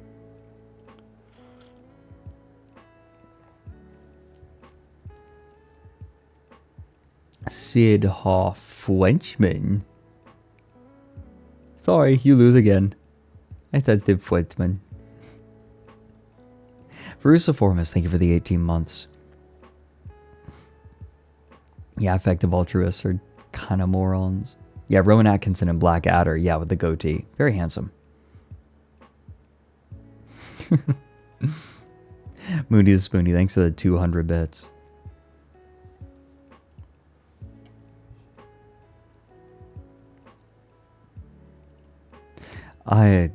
This is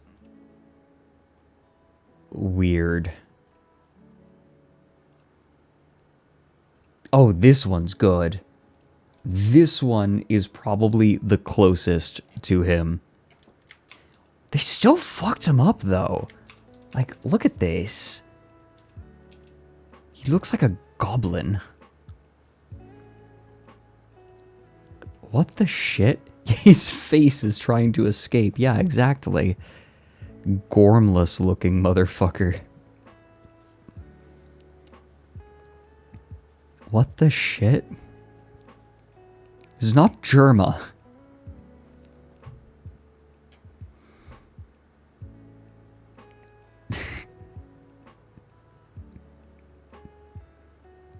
Ferengi? There you go. Yeah, he looks like a Ferengi.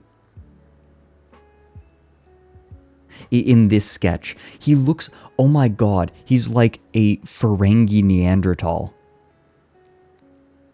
Like, if you, like a Ferengi archaeologist is looking around for the missing link and they find this.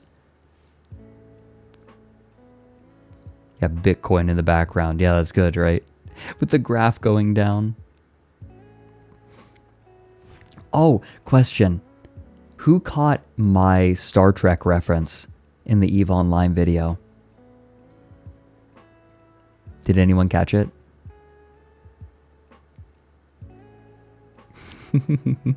I snuck one in there, just very quietly.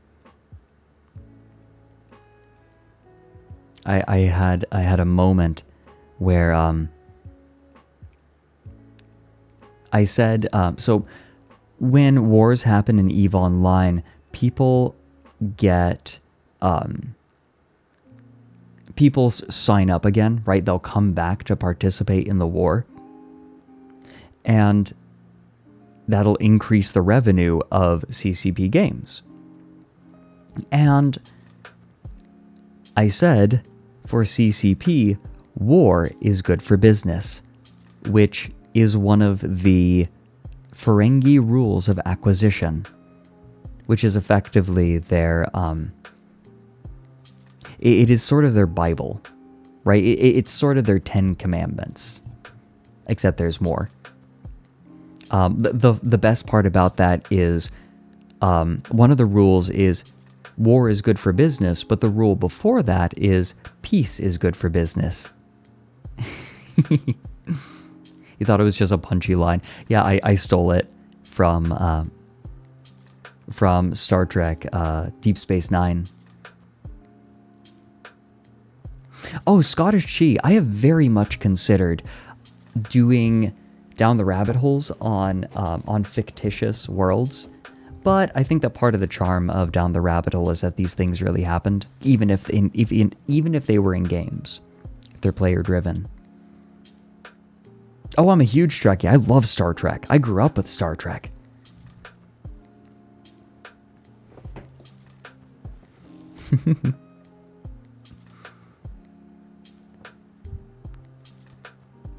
Oh, I love Star Trek. It makes me happy. Yeah, don't get me started. Exactly. Down the Rabbit Hole spin-off. Okay, so here's the problem with doing Down the Rabbit Hole spin-offs. My time is already so spoken for. I don't think I can afford to do new projects. Between Down the Rabbit Hole, streaming, and like some other stuff.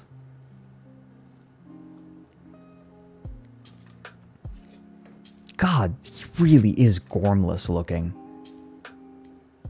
This is like the alien stalking Vinny. What else has been going on? So yeah, Sam Bankman-Fried has been convicted on 7 charges after only 5 hours of deliberation. This was another thing I wanted to bring up.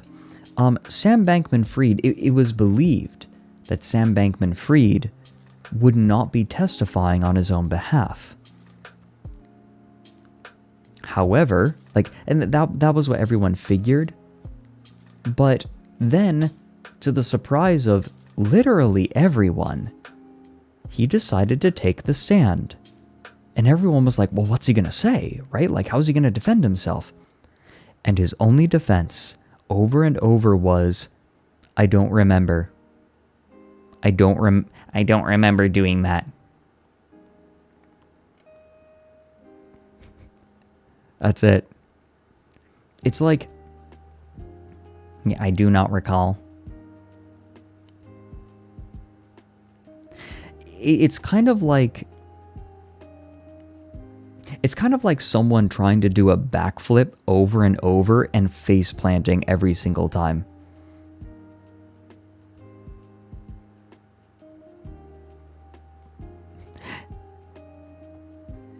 It was just weird. Really weird. It did not work for him because 5 hours of deliberation is not a lot. No, he literally said, I forgore.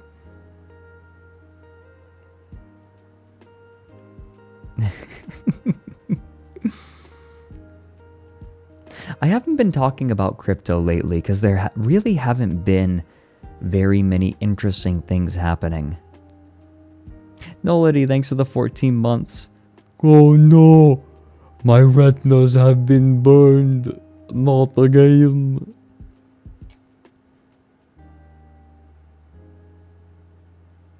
He thought his talk-a-lot strategy will work in a courtroom. Surprise. It didn't. Yeah. He took the stand only to appear evasive and sullen as he told prosecutors he couldn't recall. Yeah, okay, so Molly did talk about this. He couldn't recall many significant events from his time as FTX CEO. Your Honor, me EP. Sentencing is scheduled for March 28th, 2024, though scheduling could be affected by factors including whether the US decides to continue pursuing an additional 5 charges also set to be tried in March. My apes gone. Well, I mean, at least he couldn't attend the Bored Ape party, right? Gotta keep his sight. So that's cool. We have another, Monero discloses that his community crowdfunding wallet was drained.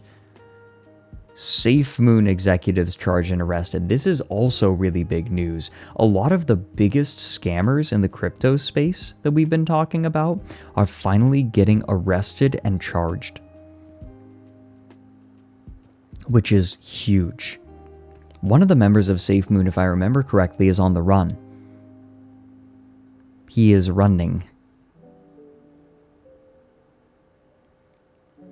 Its buyers would, SafeMoon promised buyers it would safely go to the moon by locking the liquidity pool so that its developers couldn't rug pull.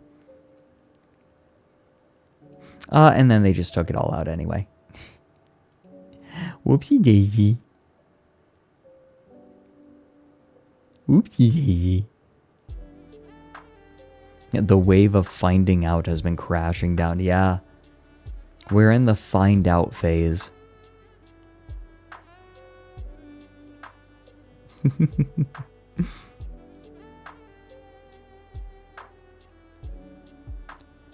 So this is pretty much everything I wanted to talk about with crypto. We still got more time, of course. Ooh, Ryder Rips loses Bored Apes infringement lawsuit. Ooh, they created a collection of identical NFTs to the popular Bored Ape collection, and they were sued for trademark infringement. Hey!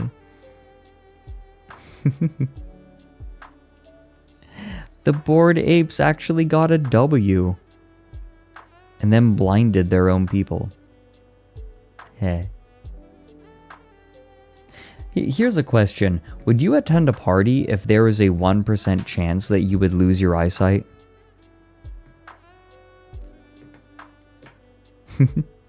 Oh yeah, we'll talk about the Boogie documentary in a minute. Okay, here's what we're gonna do. I would like to get up and stretch a minute, clear my head. I feel like when I stream, I don't know how to describe it. It's like ADHD gunk in my brain, where there are a million things going at once. And I think that what I need to do is make sure that I am doing those tea breaks at the top of every hour. Oh yeah, they might also get cancer. That's exciting. Do you gain unknowable knowledge? I'm sorry, Cobalt Racer, you don't get to be Odin. No, I'm getting ADHD gunk in my brain. So here's what I'm gonna do. We're gonna do the thing that we do all the time. Stand up, stretch our legs, stretch our arms, get ourselves a sippy. I'll see you all in just a couple of minutes, and I would like to talk about the really good documentary about Boogie that just came out. The dude's breakout success on YouTube, first video, doing amazingly well, absolutely deserved. We'll be back in just a couple of minutes, everyone.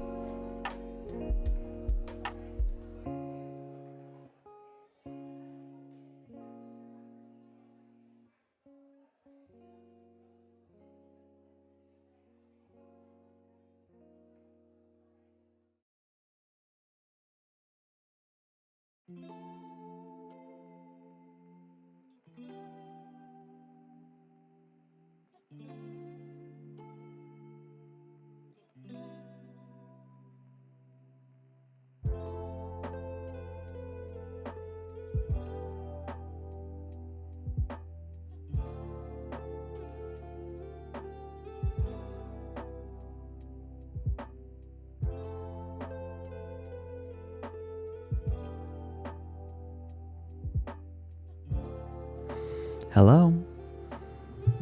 I'm back. I hope you all are well, that you got yourselves something nice to eat. I decided to just, after making my tea, to lay down for a few minutes, clear my head, sort my thoughts. And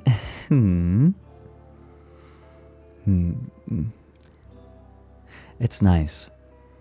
I think that the noise of thought when I'm streaming becomes rather extreme.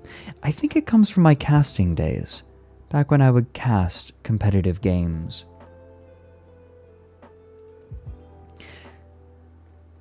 You'd have to keep so much in mind, right? Like the movement of the game, and I would also have to be the person managing the stream. I was the stream manager as well as the caster, which was a lot of work. And so I think I habitually try to do the same thing when I stream, and that's not healthy, maybe? Not sustainable at the very least. Demi, thanks for the 19 months. Now that EVE Online is out, you can finally do the next Down the Rabbit Hole video, Party World Wrastlin'. God, I'm so glad that that's where we got Pasta Man. Pasta Man is legendary. What game did I cast? Oh yeah, Best Pondy, welcome in. I used to cast League of Legends before the LCS. I left about when the LCS started. Then I moved on to play Guns of Icarus competitively and ended up casting that because they needed a caster more than they needed a player. Though we got quite good. I was on a pretty high level team. And then I cast for Gigantic, got flown out to some events to help present that game. But then of course the game died, which makes me sad. Ender Cobra, I actually don't know what team he was on. He wants to keep it quiet, doesn't want people trying to track him down.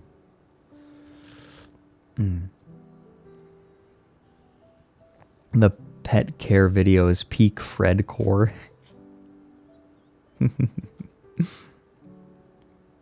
Yeah, poor Gigantic. It deserved better. Demi, Nullity was here too, earlier. But yeah, I wanted to bring up the Boogie documentary that came out. Really excellent. Let me pull it up. Let me find it.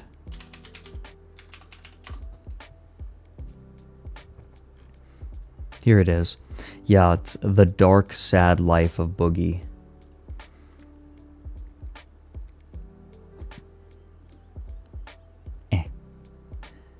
There are a couple of things in it that were really, really interesting. Now, I want to make one thing clear. I have no intention of ever making a video on Boogie. Boogie is... I feel like this documentary, it humanizes him, but at the same time, it really highlights why I do not like him. Yeah, there's been enough. It's well-trod ground, yeah. Exactly.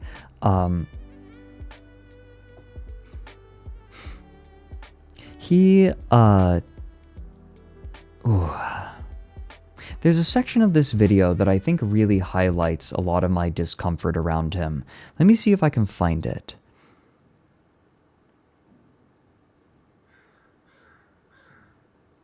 Hello, crows. I got crows hanging out. Okay, I think it's around here. Is it? Oh, it's not. Whoops. That wasn't nudity. That wasn't nudity. Here we go. This part was really interesting to me. I'd like to take a moment to take a look at it, because the documentarian pulls in a bunch of people. Here we go. Part 2. What the fuck happened to Boogie? Nope. So the mental health counselor actually has a YouTube channel that I've seen. What made people originally like him? It could be as simple as just that positive attitude. Why not use your only life to make the lives around you better?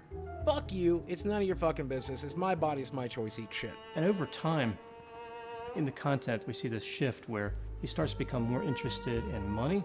I just like making content. I just like talking to a camera. I just like doing cool stuff. I just want ad revenue. I just want YouTube to pay me a fair amount. That's all I've ever wanted, right? And his concerns about money. If I could teach you anything, it's to hold on to the money you get.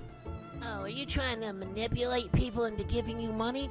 The answer is... Well, he brought in people. This does make sense. I know it seems weird at first, but the analysis he asked them to do is they're analyzing his content, primarily.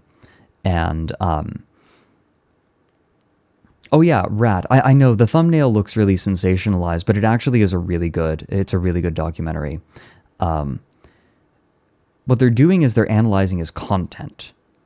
Yes. Give me some money. And more interested in complaining. I couldn't be more grateful. I couldn't be more grateful that people want to come. Thank you.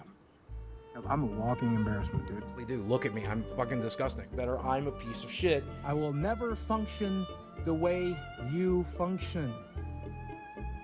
It's not possible. That's why if you're griping to your viewers, if you're complaining to your subscribers, I mean, that just leaves a sour taste in people's mouths. Yeah, this is what's really uncomfortable. Creators like this, I will never begrudge a creator for being in trouble and reaching out to their community for help. But when it is... Boogie is a very manipulative creator. Like, this is true. He purposefully tries to elicit pity from his viewers in order to garner support. And it's a shtick that has been going on for a long time. And it's frustrating. It's really frustrating to help someone who has no interest in elevating themselves. It's frustrating because it feels like dragging someone behind you. And that is frustrating. It can happen personally. Some of you might have had friends that are like this, who are people that desperately need support but cannot, they refuse to support themselves. They constantly look for external validation and external support without actually trying to perform this effort themselves. And I get it, right? There are some people who are in really dire positions that just cannot, they cannot help themselves because it could be because of illness, it could be because of any number of things. And Boogie is ill. But something else that this video highlights really well is Boogie's compulsive spending habits.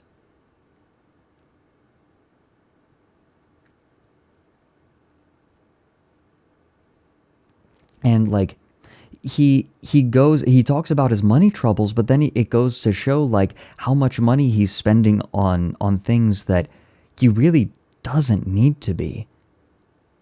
This dude, it's actually wild to me looking at like how he spends, and I compare like my expenditures and I'm like, Jesus, think he's spending more than I am. Not even just on bills and his mortgage.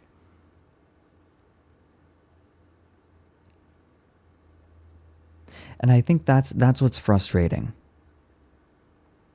Yeah, he also spent an incredible amount of money on escorts. As escorts. So what happened to Boogie? I'll give a brief summary. Here, hold My on. window's closing, and if it's not closing already, it's already closed.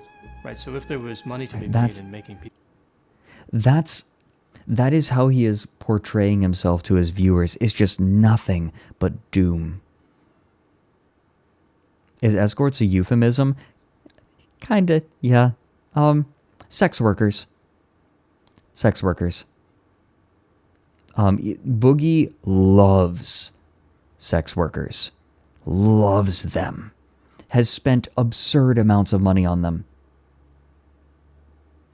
This is something that this video goes into, is his love of sex workers. Like, you know, prostitutes. Yeah, he's very objectifying. But he also wants, like, validation. He would spend tons of money on them. So, yeah, he feels like yeah, right, Stare Bear, that is something that comes up. He says that he believes he deserves California 10s. Right. There's an entitlement there. How much money? What was it? I don't want to give the wrong number, and I don't want to go digging through the video. Does anyone remember off the top of their head who watched this? About 200K? Okay. 200K over a 4-year period, wasn't it?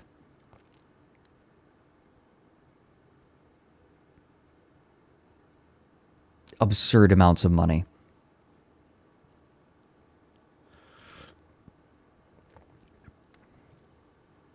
Yeah, the 5,500 was on one night.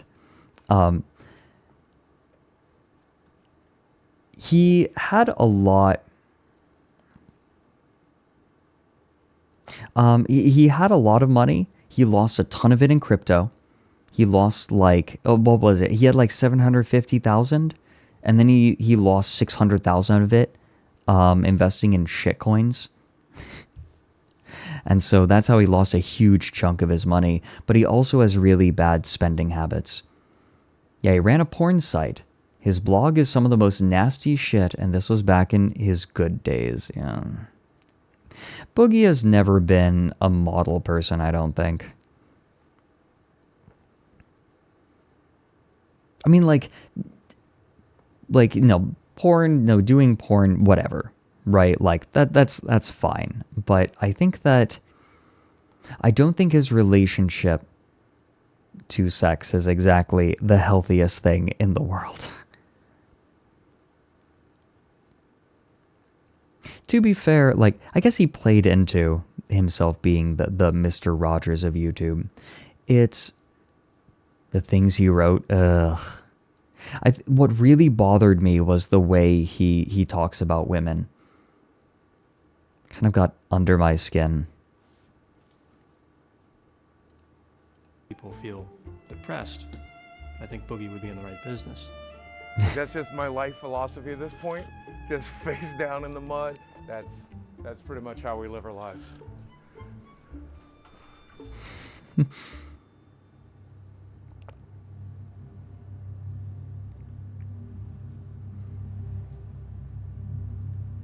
That's right around the corner. Like, I have to sell this place. I have to tap into the equities to survive. Like, that's...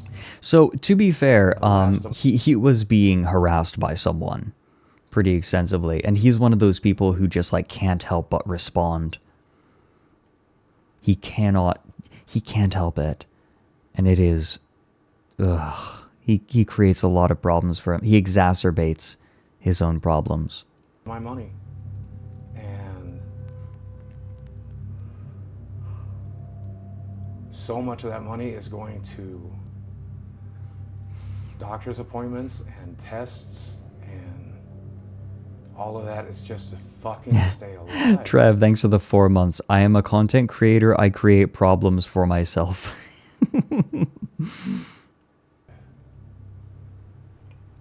Wait, Theo, did I thank you? Thank you for the 20 months. All my apes are gone. Please send financial advice.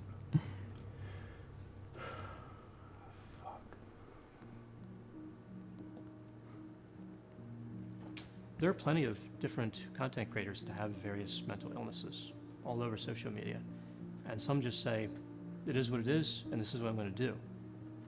Boogie tends to Zamboozle, be thanks for the 2 months. really obsessed with this idea that it's favorable to have people feel sorry for you, and that kind of victim mentality where you can get further in life if people have compassion on you, regardless of the reason they're doing it. I look awful.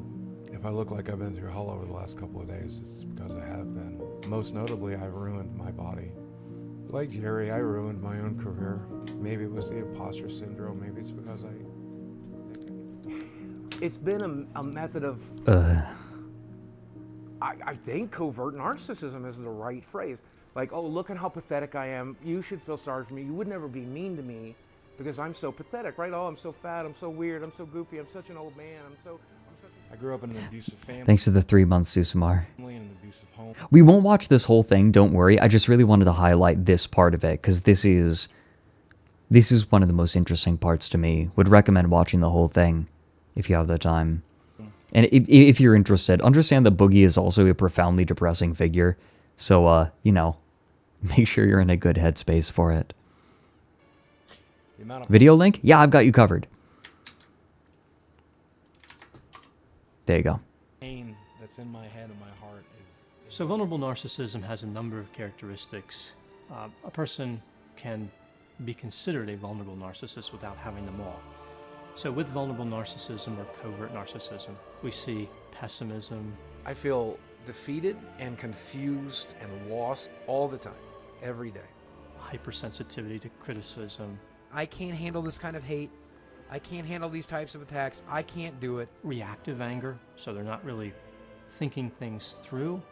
Is this what I have to do? Oh yeah, this happened. Who goes by Boogie 2988 was booked into the jail this morning. Need for admiration. Can I get a round of applause? The self-centeredness. I'm the perfect victim. I have been victimized my entire life. The sense of entitlement. You guys want to help me pay for my Tesla? Please go ahead and dig deep.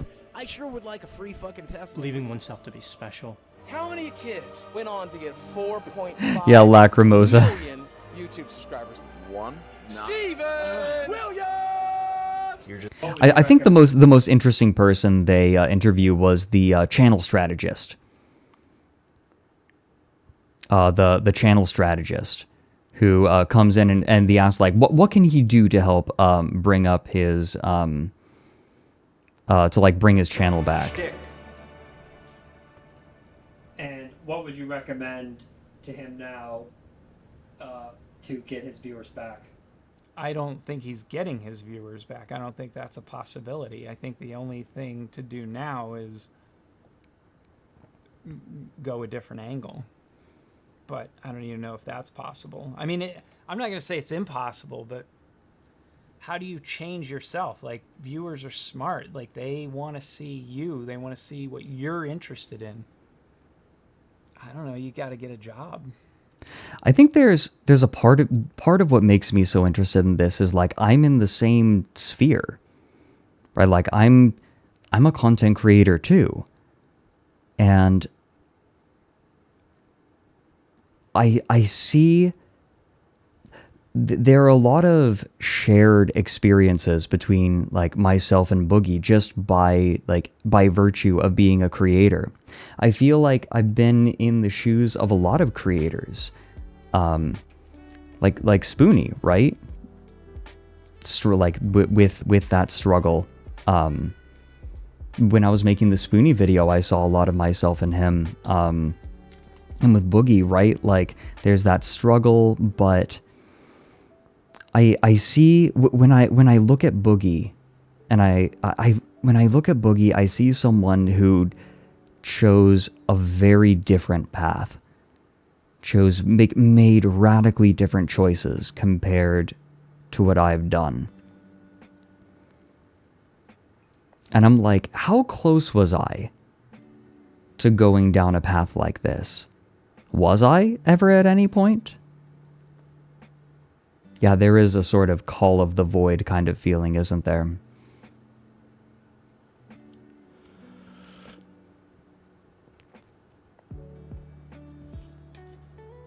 Now, Hell Whiskers, this certainly isn't a perfect video.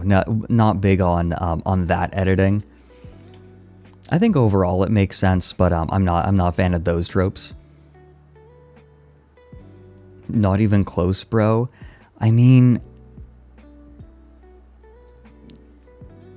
yeah. I mean, maybe I'm interpreting myself as closer, because maybe it's because I could see a much younger version of myself going through this. Maybe it is just a matter of... Maybe it is just a matter of...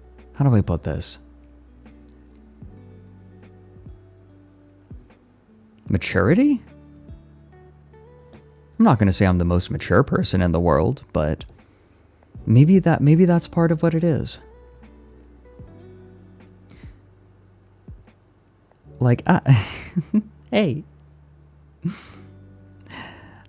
I think that if I were to have gone through everything that Boogie did, or I did when I was younger, I would not have handled it as well.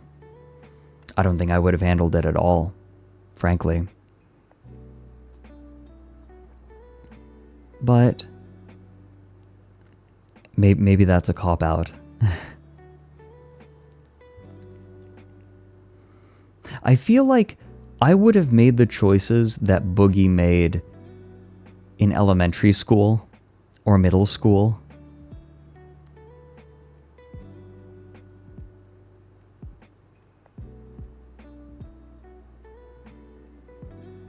Oh yeah, Slush, you're talking about, Chris Chan, right? If I was very similar to Chris Chan when I was in elementary school. I see a lot of myself in Chris Chan. Well, I did. Like a much younger self in elementary school. Yeah. But I matured. Took some doing. But I matured. And I wonder how much of this is, how much of people like Boogie comes from people who just don't mature. They don't perform that work on themselves. They think I'm good enough, or they should be good enough already, or they found success with the way that they were doing things, and so decided never to mature. Could you imagine? Like, sometimes I think that success found at the wrong time can ruin a person's life. I think that Boogie found success before he had done a lot of the emotional work that he needed to do for himself. And so, because he found success doing skits on YouTube, something that would not stay around for forever. Right? Like, success like his is bound to peak and then fall off. Right? But I think that he found success and decided, I've made it, right? Like, I've done something that, like, very few people ever get to do. So I wonder how much of that made him think he didn't have to do any more work. So now he's stuck. It would explain why he says he feels so stuck all the time. And just speaking as a creator, there is a time when I would have made some of the decisions that he's made. Granted, I would have been a lot younger when I made them, right? Like, preteen or teenager. But not everyone, like, people mature at different rates, right? Like, people discover things about themselves at different rates.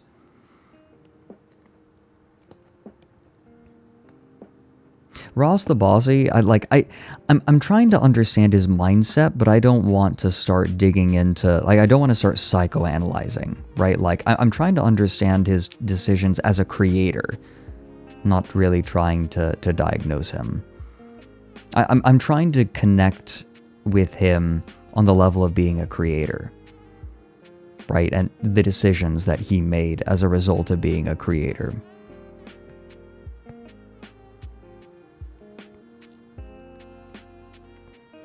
I will say it is really weird that he's dating a 20-year-old as a 49-year-old. That gets covered in the video, and who baby? Look, I get it, you know. You can people of varying ages can find love. I get it, but they're, you know, it doesn't look like the healthiest thing in the world. And the way he talks about it in the documentary, it sounds more like a crush. He talks, like, they talk about each other as if they're high school crushes, right? Like they're in a high school relationship, not an adult relationship where it's all just pure passion, just unending passion for one another. That's not sustainable. A relationship has to be built on a lot more than that.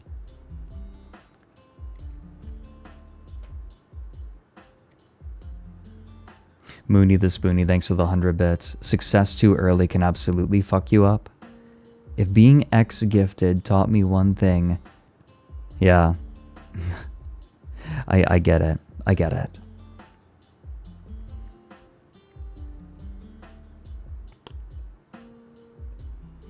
Rewarding bad behavior and ignoring good behavior. Yeah. Boogie just wants to fuck. No, I think that, like, he did earnestly want a real relationship.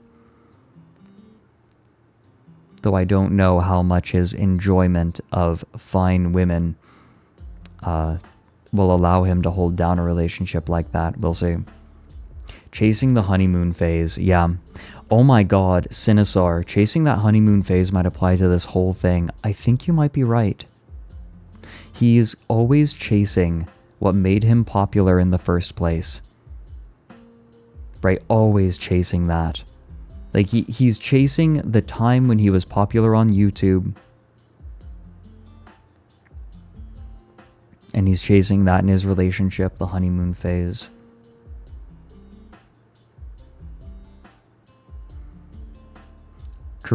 People with careers in entertainment need to have a form of failure to learn how to recover. Yeah, I think that's something that's a little bit scary for me as a creator. Yeah, can I confide in you guys for a minute? Down the Rabbit Hole was far from my first creative venture. Down the Rabbit Hole was something, and streaming, right? Like, did you guys know that I tried game streaming, like, a long time ago? I mean, like, at this point, I want to say, like, 8 years ago or something. Like, before, yeah, here's the deep lore. And you know what? I failed. I tried a ton of things before I actually was successful, but people look at Down the Rabbit Hole and they look at my streams and they're like, oh, like, everything that Fred does is good, right? Like, that's something I get a lot, and it's such a sweet sentiment. It is a comment that I get sometimes, right? Like, that everything I do is good. And to be honest, that's kind of scary.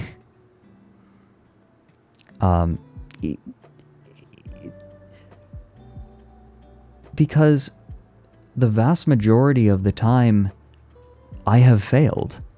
Right? Like, most of my creative ventures have failed miserably. My game casting, it was fun, I enjoyed it, but I never got anywhere with it. I tried game streaming a long time ago, and that flopped. Completely flopped. Wrote a book, self-published it. I mean, it wasn't very good. It really wasn't. Any success that I have now is built on top of the corpses of everything else I've failed at doing. The podcast with Mike. Hey, those are fun. People keep asking me about those, actually, if we're going to do more, and we are. Those failures got you to here, so are they really failures?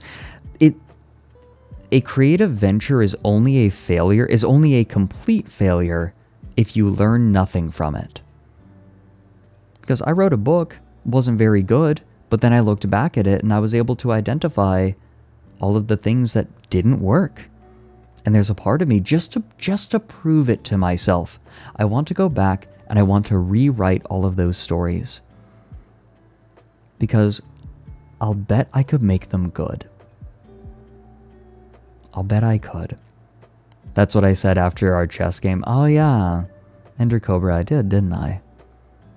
Yeah, it's only a failure if you don't learn.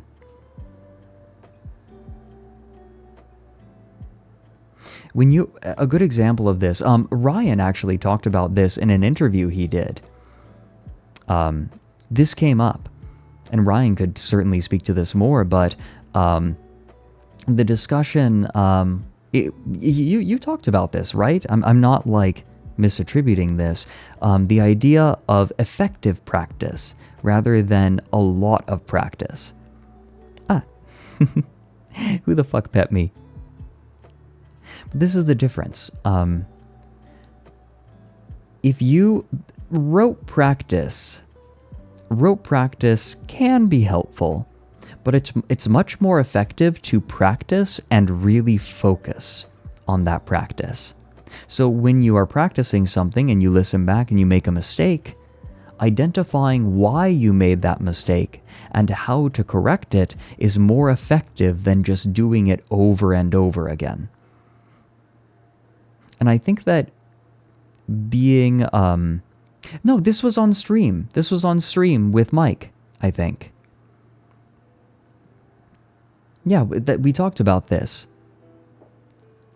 Rote practice is like just doing the same thing over and over and over and over and over again. That can be very good for building muscle memory, but only when you have mastered what you are playing.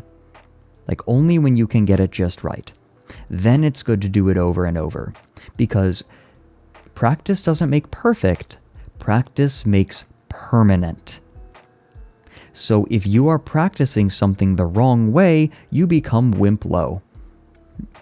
I am sorry for Wimp Low. He is an idiot. We have purposefully trained him wrong. As a joke.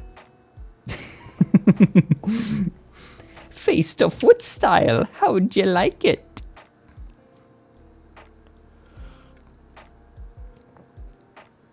Yeah, Veil Snow, deliberate practice. Understanding it.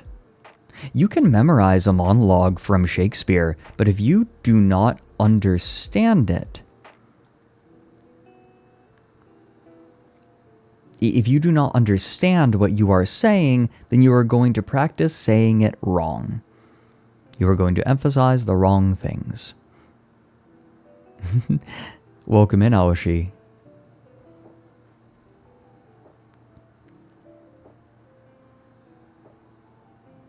Yeah, drying pan. So that's the thing about practice, about making something and not knowing if it's good until the end.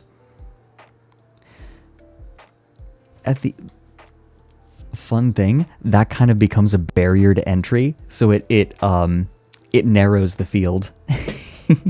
That's one of the reasons you don't see very many people doing what I do. Because it's a very narrow field.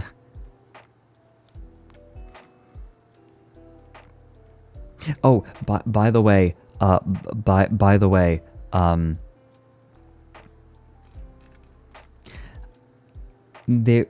look, everyone's kind words are like mean a lot to me, and I'm so glad that people liked it. But there is one person, there is one other creator that I want to impress, and that is Atrocity Guide, because I love her work, I love her videos, and I feel like she's better than me in a lot of ways. And I feel like if Atrocity Guide says it's good, no amount of negative criticism can convince me otherwise. And she said some very kind words about my new video. So like, if she says something kind about my work, I am practically impervious to negative criticism after that point.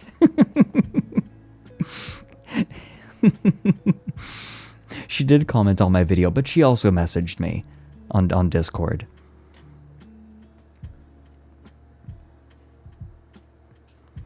And, but no, I am now impervious. If she says it's good, then it's good.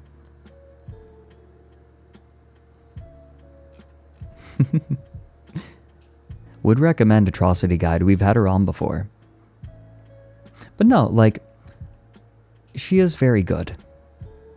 And she will criticize me, you know, like if I do something wrong, she'll criticize me. She will be honest. But because she'll be honest, that means when she says something's good, it's good. Also, welcome in, Angelica.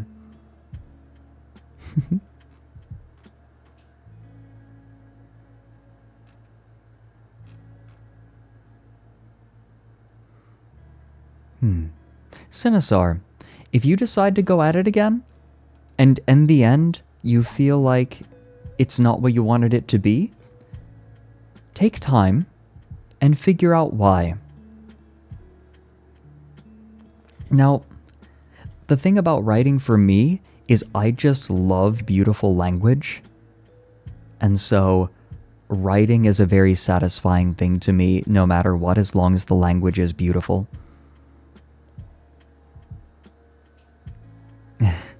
So I can, it's very easy for me to take time and just go over my writing.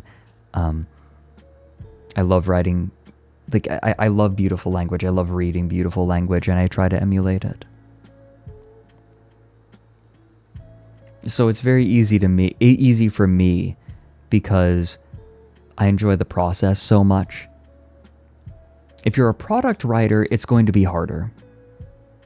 I'm a bit like, I love thinking about the product, right? But the process is satisfying to me. And so going over my own writing is quite enjoyable. I like both. But if you are a product-only writer, it can be hard. It can be quite stressful. So I get it. But if you want to improve, that's what it's going to take. Fredrik liked my fanfic language. Yeah, I did, Slush. Muse Mouse, thank you for the 2 months. Aw. Thank you very much. Also, welcome in 12. Atrocity Guide is amazing. Lord Leon, thank you for the 5 months. How do you know if you're practicing correctly? Here's the best advice I can give as a writer. Imagine at all times that you are the person reading it. Right? If you read it, it's difficult. It takes practice, and it is a lot easier if you are an avid reader. This is why in order to be a good writer, you have to be a good reader. I mean, you just have to read, right? Like there's not really such thing as a good writer who doesn't read. I don't think so anyway. Haven't heard of one.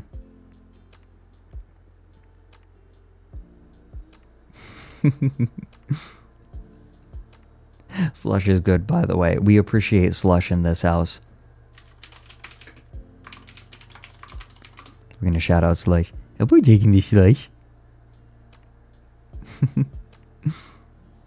Yeah, DeSolto, that can be helpful, putting down what you wrote and coming back to it later. Reading makes you want to write? Good. It should. Not for everyone, but if you are a writer, it should be good writing should be inspiring.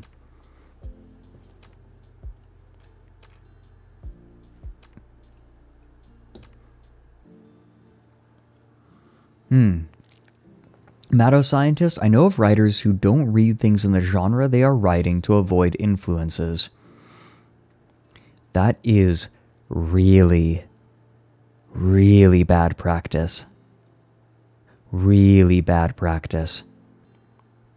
Because good creation, a good work is aware of everything else that is in the field. Because art is more than just a product, it is a conversation with others in the same field. And like it or not, when you create something, you are entering that conversation. And your work will be understood in the context of others' creations. So to know what other people are doing is vital. You don't have to know everything. You don't have to read everything or watch everything. But know about it. And the more informed you are, the better you will be able to participate in that conversation.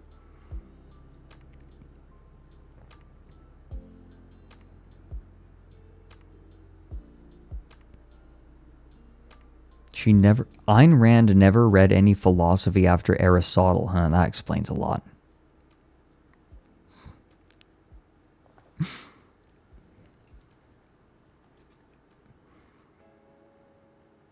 You hope you misunderstood what the author meant. Yeah, me too. God. What if my widow mouse pauses are too small to hold the pencil? Nibble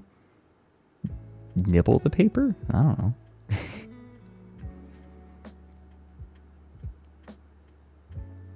So many writers trying to enter the field of romance with the attitude of I'm going to transform the genre.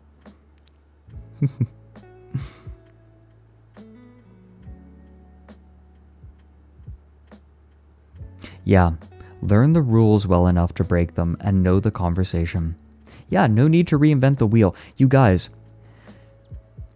we were talking earlier on in the stream about arrogance. Arrogance as a creator. I think that maybe it does take a little bit of arrogance to release something and say, hey, this is worth your time. The most arrogant thing that you can do as a creator is say, I don't need to learn what everyone else has done. I don't need to learn their techniques because I am going to strike out in a new direction.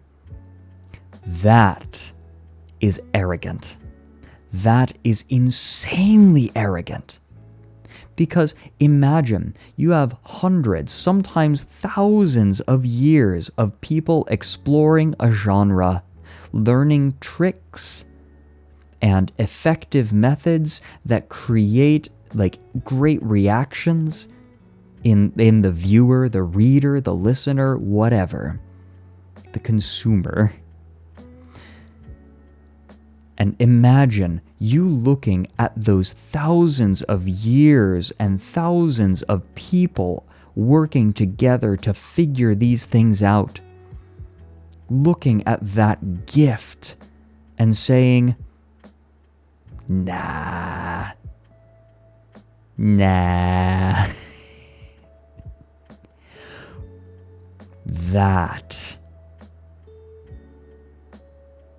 That is dumb. That is foolish.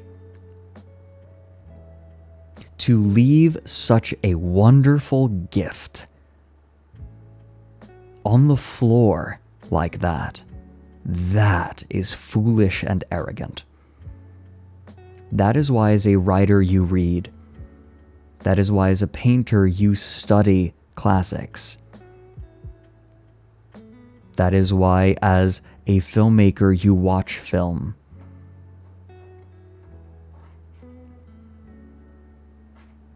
That is, even if you read a new book, right? Like, even if you aren't reading the classics, like, let's suppose you haven't read a lick of literature. Let's suppose you've only read things from, like, America in 1950 onward, right? Like, 1950s American literature onward. Even then, you are still, by proxy, learning things that have been taught from thousands of years of writing. You're still picking it up, even if you don't know it, even if you're not studying it directly. You are learning from people who have spent time learning it, or have had these things passed down.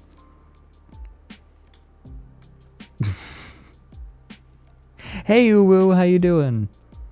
Been flipping bricks for Mansa Musa before y'all was even a Type 1 civilization. Damn right.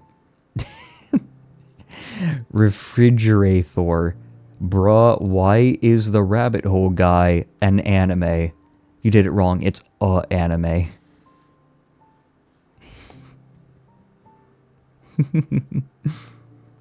No, post-1950s US lit is a treasure trove. No, absolutely. No, 100%. You can, like, American literature is amazing. America has made some amazing writers. Except The Great Gatsby. I like The Great Gatsby. I thought it was quite good, but it's been a long time. Maybe I need to reread it. Maybe I should take the time. Speaking of, might be fun to get that book club going, where we just read a short story instead of like chapters of a novel. I think that sounds more sustainable. Anyone can read the story and then participate whenever. I'll pick out good stories.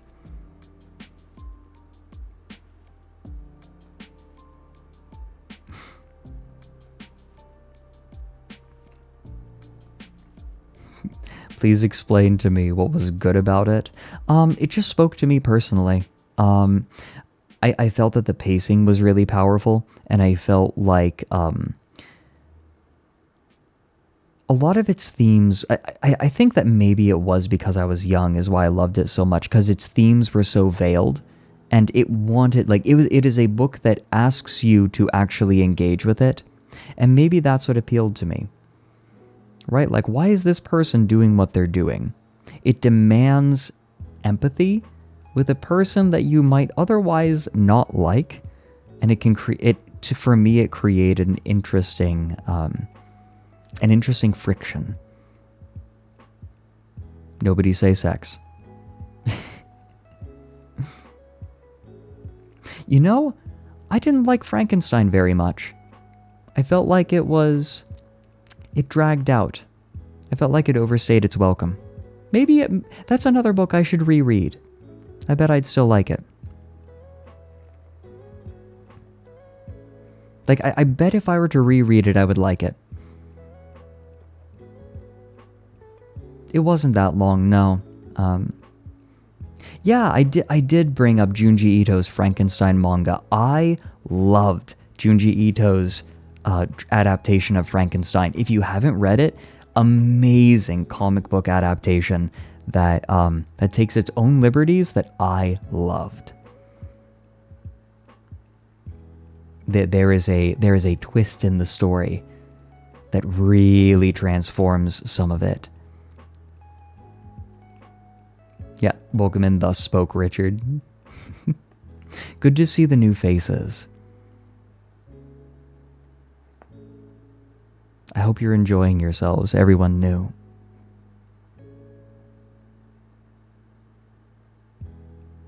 Never read The Last Man from Mary Shelley. Okay.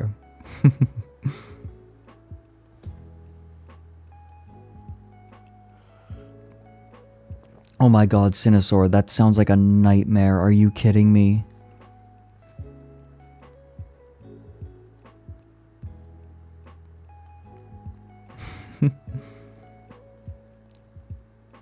Daisy's speech about how she cried when she realized she had a girl and then decided, fine, I hope she's stupid and pretty.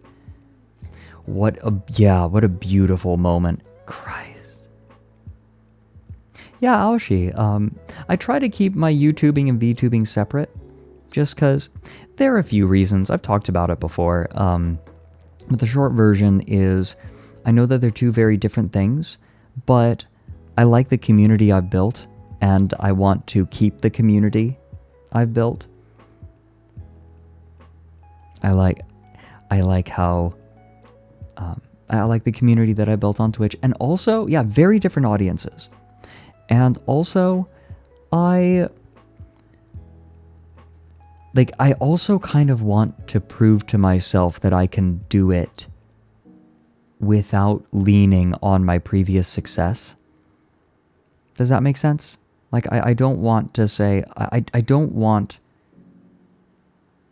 I don't want it to be built on down the rabbit hole. I want it to stand on its own. I want it to be good. I want it to be good on its own merits. I don't want to inflate the numbers. I want people to be here because they want to be here and not because I'm the down the rabbit hole guy. Caldero, I loved the first book in the Hitchhikers series, and then I started reading the second, and I don't know, I felt like I got everything I wanted from the first book. I was done. I was happy, content. Saiko Akamachi, thank you for the 14 months. Yeah, Uwu, no, it is true. People will tune in because they know me from YouTube, but I don't want to blast my YouTube audience with my streaming. Like, I don't want Nepo Baby from the YouTube documentary series. But I feel like I'm doing okay, right? Of course there will be people coming in from YouTube, but I hope that people come in and stay for the stream's own merits. And a lot of people on Twitch only know me for Twitch. Plenty of people on Twitch haven't watched any of my videos, and that is fine. That's great. I think that's beautiful. Personally, it's heartening to me. What was the last book I read? I haven't read a novel in a while because I read a lot of short stories. Last novel I read was a while ago. I think it was The Drowned World. Funny enough. Actually, hold on, let me look at my bookshelf.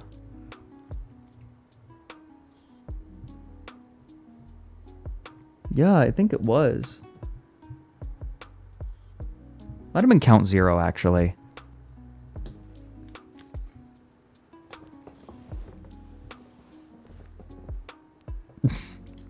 Wait, you're down the rabbit hole, guy? Oh.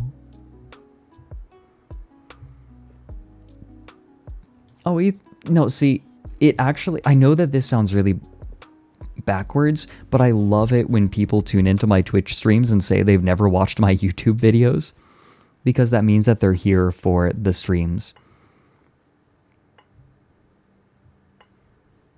For the streams themselves.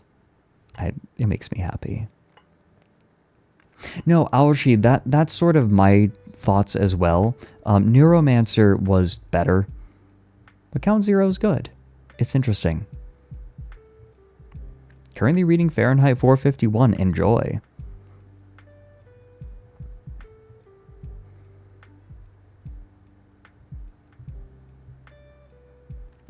The only books that hooked me in the last decade were Piranesi and This Is How You Lose the Time War. When I hear Piranesi, I just think of the Piranesi from Ixion, which is named after that book, probably. Still one of my favorite villain monologues since I heard it. Zanny, welcome in. You're determined to super sleuth your YouTube channel. You'll find it. It's not hard to find. It's just my name. I use the same name in both places. Then you were Hot Owl Man. Oh, Starry, you are welcome to zone out. If I can help people zone out and relax, then I'm happy. You know that I'm not bothered by people enjoying my videos in any particular way. If people watch my videos, like they sit down and just stare at the screen, or if they like listen to it while making breakfast, or they fall asleep to it, if I'm making people's days any nicer, then I'm achieving my goal. However you use what I make.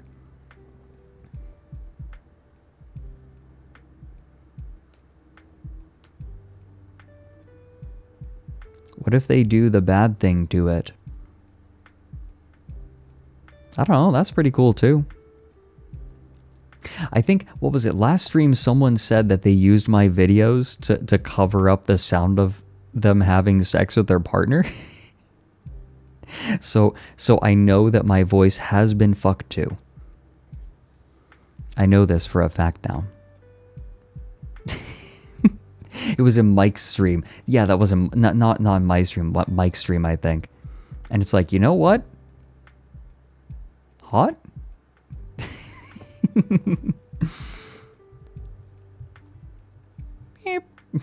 I fuck to me going meep meep meep meep meep meep meep meep meep meep meep meep meep. Got a nice voice. I think I'm gonna try changing up my narration style for the next video. I have a specific voice that I've been using for a long time, but what if I spoke more gently? I'm gonna try it. I'm gonna experiment. I want to experiment a little bit.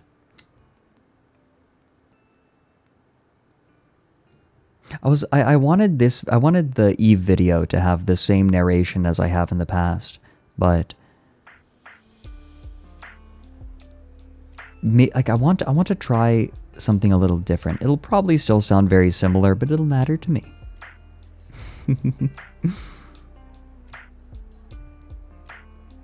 More gently. Well, I mean, about the tone that I have here on stream, like this.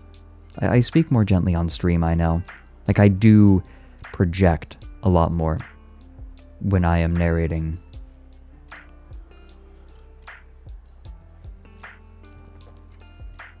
You know, Oni Teeth, when I am recording my narration, I imagine... Do you want to know how I get the tone I do?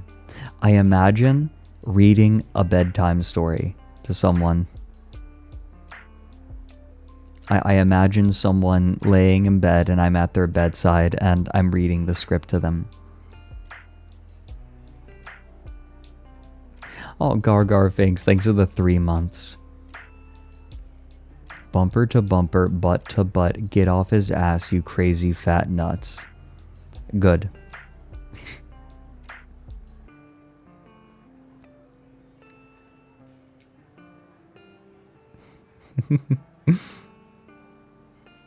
This is the most amazing music I've ever heard. A guy who only listens to the first 10 seconds of Seabat.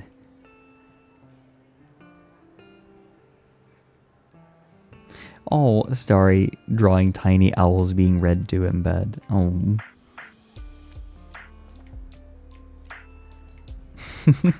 During stream, you sound like you're patting me on the head the whole time. Good. Good. Sometimes I imagine that. You all are my owlets. That is how I imagine all of you sometimes. Just the little round owlets.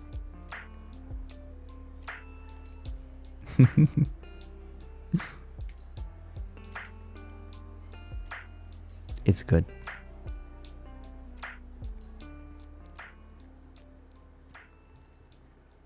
Oh, Trev, is this who I think it is? Thought you meant to change it to your gaming voice. Gamer. Time to be big gamer. Oh, so hey guys, I have some good news. Remember on my schedule when I said I was going to give a comprehensive history of the chess butt plug incident? Guess who I got to join me Saturday for that? Koki and Meat are going to be joining me because neither of them knows about it.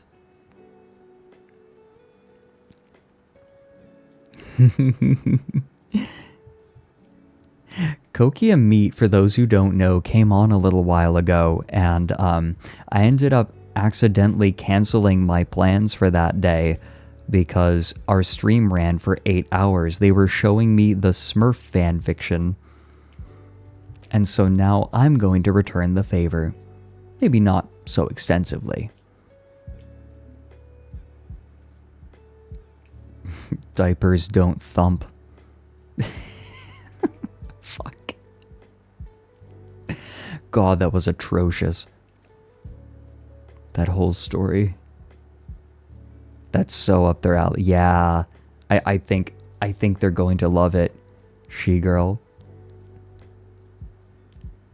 Hard agree.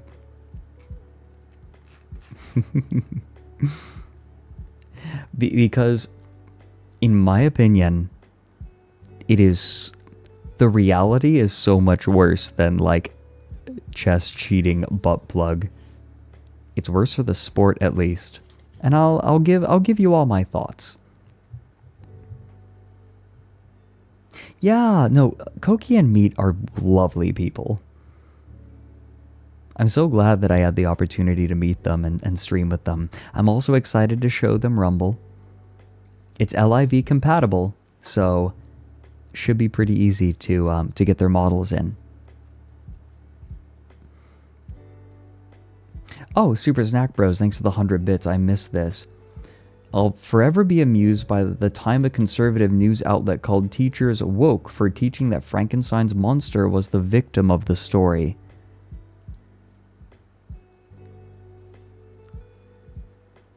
They both were victims of each other, but like the monster, the monster was like, he was definitely a, like, Frankenstein's monster is both the villain and a victim.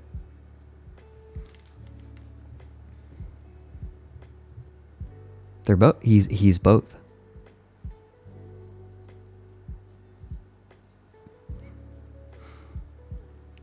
Yeah.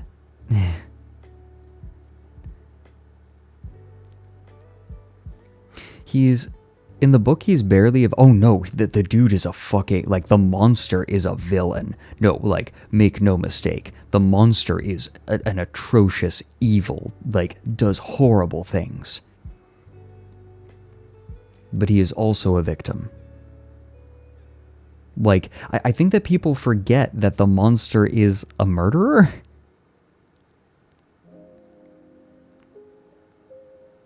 However, I remember not liking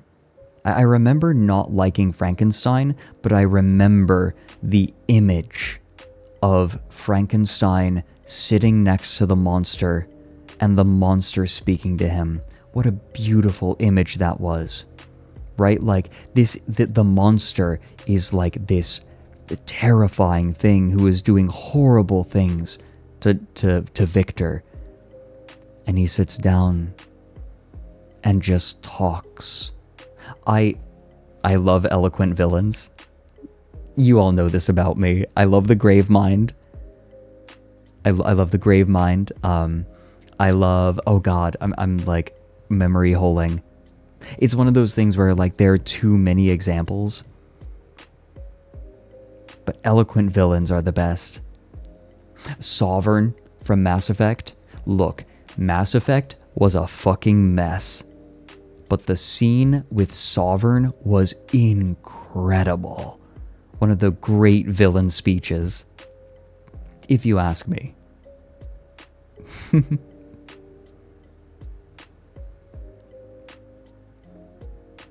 What book did the mule come from? Yeah, the mule from Foundation. Foundation by Isaac Asimov. Tywin Lannister. There you go. Yeah, sorry, Second Foundation. The mule comes from was it Second Foundation or was it shit. I can't remember which one. Anyway. Oh yeah, Saren is a really fun villain too. I actually liked him. Yeah, no, Macroglossum, literally one of the most amazing one-liners from a villain is, "You exist because we allow it, and you will end because we demand it." Oh, chills. Oh, now I said chills, and I'm thinking of Sovereign's speech in the Chills voice. "You exist because we allow it, and you will end because we demand it."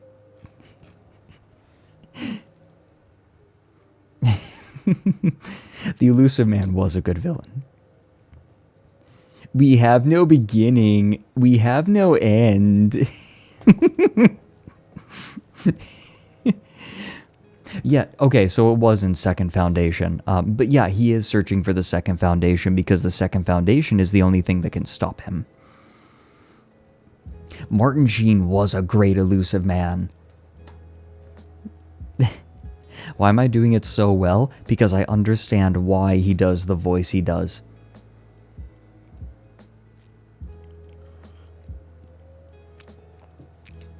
Yum yum. Good tea. Why is that? I think my theory as to why Chills does that voice was because one day in high school, he was told by his theater teacher never to end a sentence on a, not an unstressed syllable, but always make sure that the end of a sentence doesn't drag.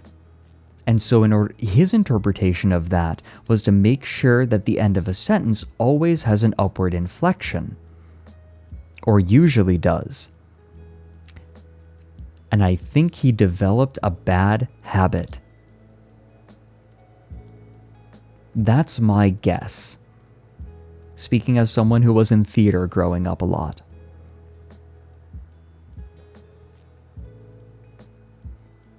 Yeah, he didn't used to do it that way, but maybe he didn't learn it in high school. He might have learned it in a class.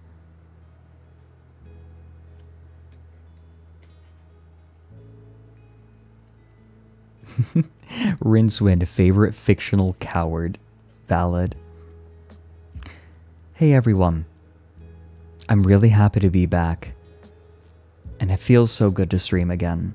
But I don't want to push myself yet. I still am very tired. So, I think this is where we're going to call it. Ah, you pet me.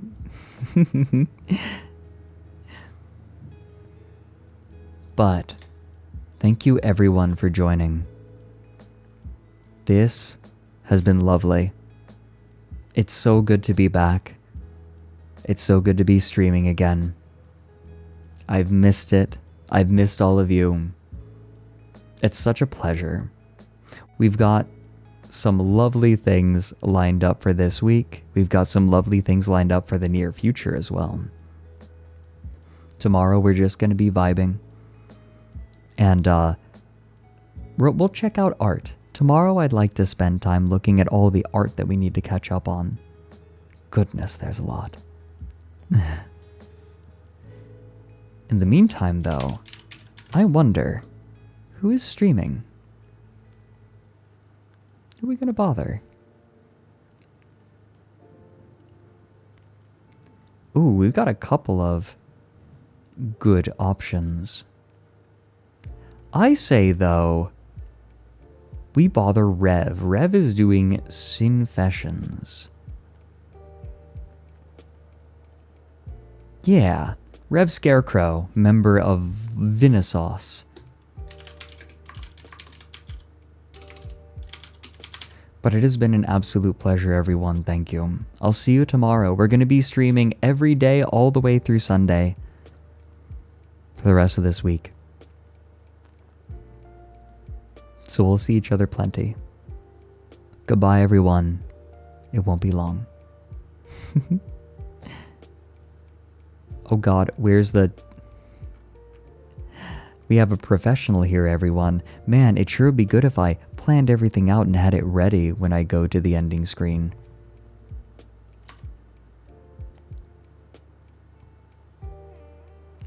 Please give Rev my regards.